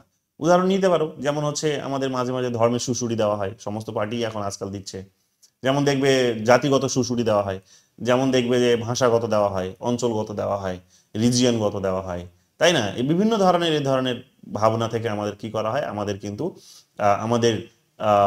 আমাদের ভোটটাকে তারা আদায় করার চেষ্টা করে। তো এগুলো তিনি বলেছেন যে কতগুলো পলিটিক্যাল ফর্মুলা, এগুলো সবাই ব্যবহার করে থাকে, সমস্ত পার্টি কম বেশি এগুলো ব্যবহার করে থাকে বা রুলিং ক্লাস ব্যবহার করে থাকে। এগুলোকে ব্যবহার করেই তারা এখানে কি করে, তারা কিন্তু এখানে ক্ষমতায় আসে। বুঝতে পেরেছো আইডিয়াটা? হ্যাঁ স্যার। এই আর বলো কুতুবুদ্দিন। হ্যাঁ স্যার, আজকে সহজ হয়ে গেছে কারণ এই ক্লাসটা আমি করেছিলাম সোশিওলজিতে, এসএম স্যার। ওকে, ভালো লাগলো। সোসিওলজিতে। ওকে, লায়নেল ফক্সের গল্পটা তো বললাম, আবার নতুন করে কি বলবো, ছিলে না তখন তুমি? লায়নেল ফক্সের গল্পটা হচ্ছে যে লায়ন হচ্ছে যারা পাওয়ারে বসে আছে তারা, কারণ তাদের কাছে পুলিশ প্রশাসন অ্যাডমিনিস্ট্রেশন, মানে police administration, legislature, judiciary, executive, সমস্ত কিছু, বিউরোক্রেসি, এভরিথিং তাদের হাতে রয়েছে। তো যেহেতু তাদের কাছে সমস্ত কিছুই রয়েছে, তো তারা সেটা সিংহের মতো এখন শক্তিশালী, তারা সেটাকে প্রয়োগ করে তারা কি করার চেষ্টা করে, শাসন করার চেষ্টা করে। মূলত শাসন তারা করে এক প্রকার, বুঝতেই পারছো, যে তারা নিজেদের পোস্ট পজিশনসটাকে বাঁচানোর জন্য, এবং অফকোর্স যেটা তারা খুবই সামান্য সংখ্যক জনগণকে ডেভেলপ করার জন্য বা জনগণের বেটারমেন্ট এনশিওর করার জন্য মনে করে, ততটাই তারা করে। লায়ন কারা? লায়ন হচ্ছে যারা বিরোধী অপোজিশনে থাকে, বিরোধীতে তারা থাকে, অপোজিশনে থাকে, যারা পাওয়ারের বাইরে আছে, তারাও এক প্রকার এলিট। যারা পাওয়ারের বাইরে আছে তারা কি করার চেষ্টা করে, তারা হচ্ছে যে সিংহকে সরিয়ে, যারা ক্ষমতায় আছে অর্থাৎ তাদেরকে সরিয়ে তারা পাওয়ারে আসার চেষ্টা করে। তো ধরে নাও এক প্রকার এখন এই মুহূর্তে লায়নের ভূমিকা আমাদের দেশে পালন করছে ধরে নাও যে কংগ্রেস, আর এক প্রকার কংগ্রেসের এলিটরা, হ্যাঁ, তো আর হচ্ছে সেখানে সিংহের ভূমিকা পালন করছে বিজেপি এবং বিজেপির আরো যারা অ্যালাইড যারা আছে। তো বিজেপির যারা দেখবে যে চাঁদা দেয় বড় বড় কর্পোরেট, বিজেপির যারা দেখবে মিডিয়া আছে তারা, বিজেপির দেখবে আরো যে ধরনের থিঙ্ক ট্যাঙ্ক আছে তারা, বিজেপির দেখবে প্রফেসরের যেগুলো একটা বড় গ্রুপ আছে তারা। তো তারা কি করছে, বিজেপিকে কিন্তু সিংহের মতো শক্তিশালী করে রেখেছে এবং তার কাছে তো আরো সরকারি তো প্রশাসনিক ব্যবস্থার সমস্ত মেকানিজমই হাতে আছে। উল্টো দিকে কংগ্রেস এখন কি করছে, বিকল্প এদের বিরুদ্ধে, ইন্টেলেকচুয়ালসদের বিরুদ্ধে আর এক ধরনের অপর ইন্টেলেকচুয়ালস দাঁড় করিয়ে দিয়েছে, সেখানে মিডিয়ার বিরুদ্ধে আর একটা অপর মিডিয়া দাঁড় করিয়ে দিয়েছে। সেখানে দেখবে বিভিন্ন রকম ভাবে সরকারের পলিসি প্রোগ্রামকে সমালোচনা করার মধ্য দিয়ে তারা কি করেছে, তারা কিন্তু ওদেরকে ওখান থেকে সরানোর চেষ্টা, এবং শুধু মিডিয়া ইন্টেলেকচুয়াল এদেরকে নয়, প্যারালেলি এরা জনগণেরও কিন্তু সম্মতি নিয়ে, মানে আর একটা নতুন ধরনের, মানে জনগণের অপিনিয়ন্স যেটা অলরেডি সরকারের পক্ষে আছে সেখান থেকে সেটাকে বের করে নিয়ে এসে নিজেদের পক্ষে নিয়ে এসে কি করে তারা তারা তারা ওই যারা পাওয়ারে আছে অর্থাৎ ধরে নাও এক প্রকার সিংহ যারা, তাদেরকেও সেখান থেকে সরিয়ে নিজেরা পাওয়ারে বসার চেষ্টা করে। সো এইটাই হচ্ছে কি এক প্রকার সার্কুলেশন, যে সিংহ ক্ষমতাচ্যুত হবে, লায়ন পাওয়ারে এসে আবার সিংহ হয়ে যাবে। সে আবার যখন লায়ন যখন পাওয়ারে এসে সিংহ হয়ে গেল, তখন নিচে আবার যারা সিংহ ছিল অলরেডি সে লায়ন হয়ে গেল। লায়ন আবার কি হবে, সরি ফক্স হয়ে গেল, তো ফক্স আবার কি হবে, আবার গিয়ে লায়ন হয়ে যাবে। তো লায়ন ফক্স এই সার্কুলেশনটা কিন্তু চলতেই থাকবে। ওরা নিজেদের মধ্যেই এরকম ভাবে কি করবে, একটা রোটেশন আকারে, রোটেশনের বেসিসে তারা কিন্তু নিজেদের ক্ষমতাটা কিন্তু বজায় রাখবে এবং পাওয়ার মানুষের কাছে খুব কম পৌঁছয়, গিয়ে মানুষের কাছে বিশেষ কোনো ক্ষমতা পৌঁছয় না। তো এটাই হচ্ছে এখানে ক্লাসিক্যাল এলিটিজমের মধ্যে প্যারেটোর একটা বেসিক আইডিয়া, সার্কুলেশন অফ এলিটের আইডিয়া বা গ্র্যাভিয়েট অফ এলিটসের আইডিয়া, যেটার মধ্য দিয়ে ফক্স এবং হচ্ছে লায়নের গল্পটা কিন্তু বেরিয়ে আসে। বোঝা গেছে না বোঝা যায়নি এখনো? ওকে, আর কারা আছো বলো? ময়ূরী কোনার, ঠিক আছে ময়ূরী? আচ্ছা ঠিক আছে, বুঝতে পেরেছি। ওকে, স্যার আপনি একটা জায়গায় বললেন যে ওই আমেরিকান নির্বাচনে যে পপুলার ভোটটা যার কাছে গেছিল সে নির্বাচিত হয়নি, কিন্তু ওই ব্যাপারটা কি একটুখানি বলে দেবেন? আমেরিকাতে জেনারেলি ওদের কি হয়, স্টেটসগুলোর সেখানে জনসংখ্যার ভিত্তিতে তাদের সেখানে মানে ইয়ে রয়েছে, স্টেটসগুলো সেখানে মানে মানে কি বলবো যে স্টেটসগুলো জনসংখ্যার ভিত্তিতে সেখানে রিপ্রেজেন্টেটিভ চুজ করা হয়েছে হাউস অফ রিপ্রেজেন্টেটিভস এর জন্য। তো এখন দেখা গেল যে ছোট একটা রাজ্য সেখানে হয়তো সিট ডিস্ট্রিবিউট করা হয়েছে 4টে, বড় একটা রাজ্য সিট ডিস্ট্রিবিউট করা হয়েছে ধরে নাও 6টা, তাকে 6টা সিট দেওয়া হয়েছে। 4টে রাজ্যে যেখানে 4টে সিট দেওয়া হয়েছে সেখানে জনসংখ্যা কম, তো অল্প কিছু ভোট পেয়ে সেখানে দেখা গেল যে 4টে সিটই পেয়ে গেছে হচ্ছে দেখা গেল হিলারি ক্লিন্টন জিতে গেছে 4টে সিট পেয়ে। বড় রাজ্য হলেও সেখানে দেখবে সেটাকে 6টাই সিট দেওয়া হয়েছে, বেশি দেওয়া হয়নি, 6টাই সিট পেয়েছে সেখানে। তো 6টা সিটের মধ্যে দেখা যাবে যে হিলারি ক্লিন্টন পেয়েছে 2টো, বা ধরে নাও যে 4টে, ডোনাল্ড ট্রাম্প পেয়েছে 2টো, বা ধরে নাও 2টো বলবো না, 4টে, এখানে ধরে নাও 4টে, ধরে নাও একটা সিট পেয়েছে, কি বলবো, একটা বলবো মানে কি বলবো, এটা ধরে নাও যে 6×4=10 হচ্ছে, তো 10-এর মধ্যে 5, ধরে নাও 5, মানে হিলারি ক্লিন্টন এখানেও ধরে নাও, এটা ভুল হলো বলা, ধরো ছোট রাজ্য যেখানে 4টে সিট রয়েছে, জনসংখ্যা কম কিন্তু তারপরেও 4টে সিট সেখানে। বড় রাজ্য জনসংখ্যা অনেক বেশি কিন্তু তারপরেও সেখানে খুব বেশি যে জনসংখ্যা তা কিন্তু খুব বেশি সিট সেখানে নয়, সেটা 6টাই সিট। তো ধরে নাও 4টে করে সিট সেখানে ডিস্ট্রিবিউশন হয়েছে, ছোট রাজ্যে 4টে, বড় রাজ্যে 6টা। ছোট রাজ্যে 4টে, কিন্তু দেখা গেল 4টে সিটের মধ্যে 3টে সিট পেয়েছে কে, 3টে সিট পেয়েছে দেখা গেল কি যে কি বলবো, ক্যালকুলেশনটা মাথায় আসছে না, তাহলে 3টে সিট পেয়েছে ধরে নাও যে সেখানে হিলারি ক্লিন্টন,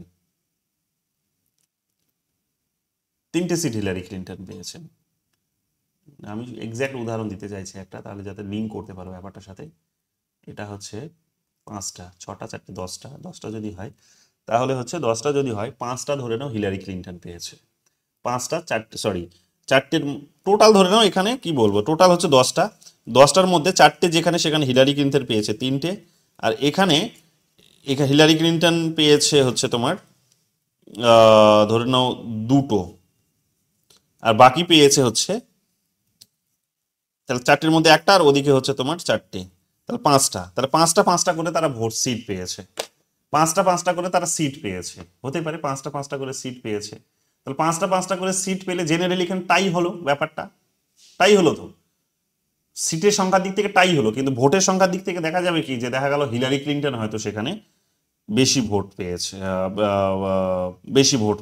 বা ডোনাল্ড ট্রাম্প হয়তো কম ভোট পেয়েছেন, বা কোনো একজন ক্যান্ডিডেট কম বেশি পেয়েছেন। জটিলতায় যেও না, আমি নিজেই কনফিউজড হচ্ছি, মাথায় আসছে না, কোনো একজন ক্যান্ডিডেট বেশি ভোট পেয়েছেন, কোনো একজন ক্যান্ডিডেট ভোটের নিরিখে কম পেয়েছেন, হয়তো টাই হয়েছে তাদের মধ্যে।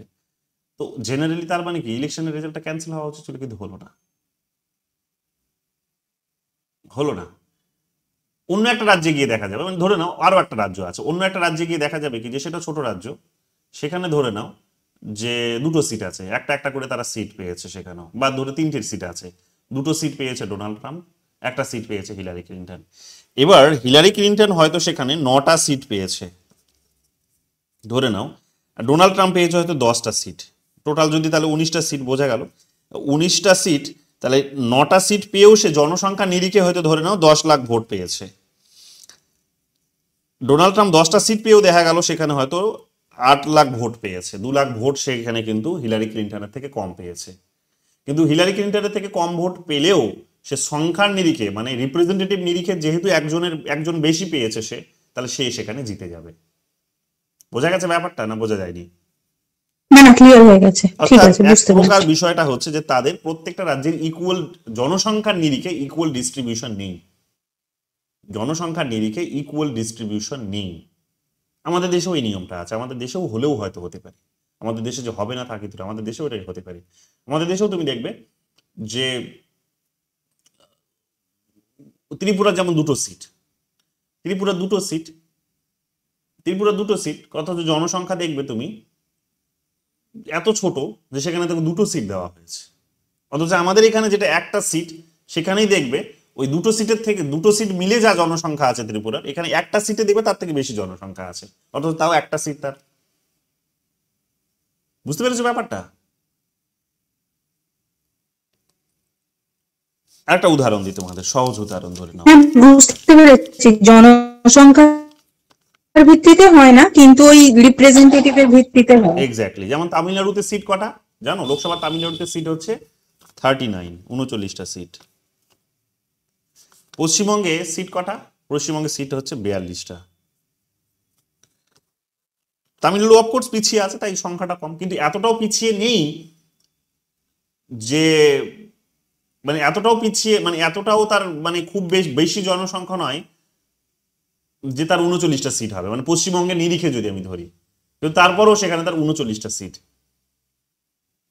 পশ্চিমবঙ্গের নিরিখে যদি এখন কাউন্ট করতে তুমি, তাহলে তুমি তার হয়তো ওখানে 20টা 25টা সিট হলে হয়তো ঠিক হতো, কিন্তু তাকে 39টা দিয়েছে। তার মানে কি ইকুয়াল, জনসংখ্যাটা ইকুয়াল নয়, রাজ্যের যা জনসংখ্যা সেটা, অর্থাৎ কোটা ডিসাইড করা হয়েছে প্রত্যেকটা রাজ্যের জন্য, সেই কোটার ভিত্তিতে সেখানে পেয়েছে। তো কোনো রাজ্য কম, কোনো রাজ্য বেশি পেয়েছে, এবং সেটার ভিত্তিতে দেখা যাবে যে ক্যান্ডিডেটরা হয়তো সেখানে রিপ্রেজেন্টেটিভ কম পেলেও, তারা রিপ্রেজেন্টেটিভ কম পেলেও ভোট বেশি পেয়েছে, ভোট বেশি পেলেও রিপ্রেজেন্টেটিভ কম পেয়েছে। এইরকম একটা গন্ডগোলে দেখা যাচ্ছে কি যে সেখানে কিন্তু আলটিমেটলি যে কম রিপ্রেজেন্টেটিভ পেয়েছে, বেশি রিপ্রেজেন্টেটিভ পেয়েছে কিন্তু কম ভোট পেয়েছে, তিনি প্রেসিডেন্ট হয়েছেন। তো এটাই হয়েছিল আমেরিকার প্রেসিডেন্টের সময়, নির্বাচনের সময় আমরা দেখেছি এটা, যে হিলারি ক্লিন্টন ভোট বেশি পেয়েছিল, ওভারঅল টোটাল ভোট যদি বলো, সব রাজ্যের ভোট মিলিয়ে যদি বলো, তাহলে তিনি ভোট বেশি পেয়েছিলেন কিন্তু প্রতিনিধি কম পেয়েছিলেন।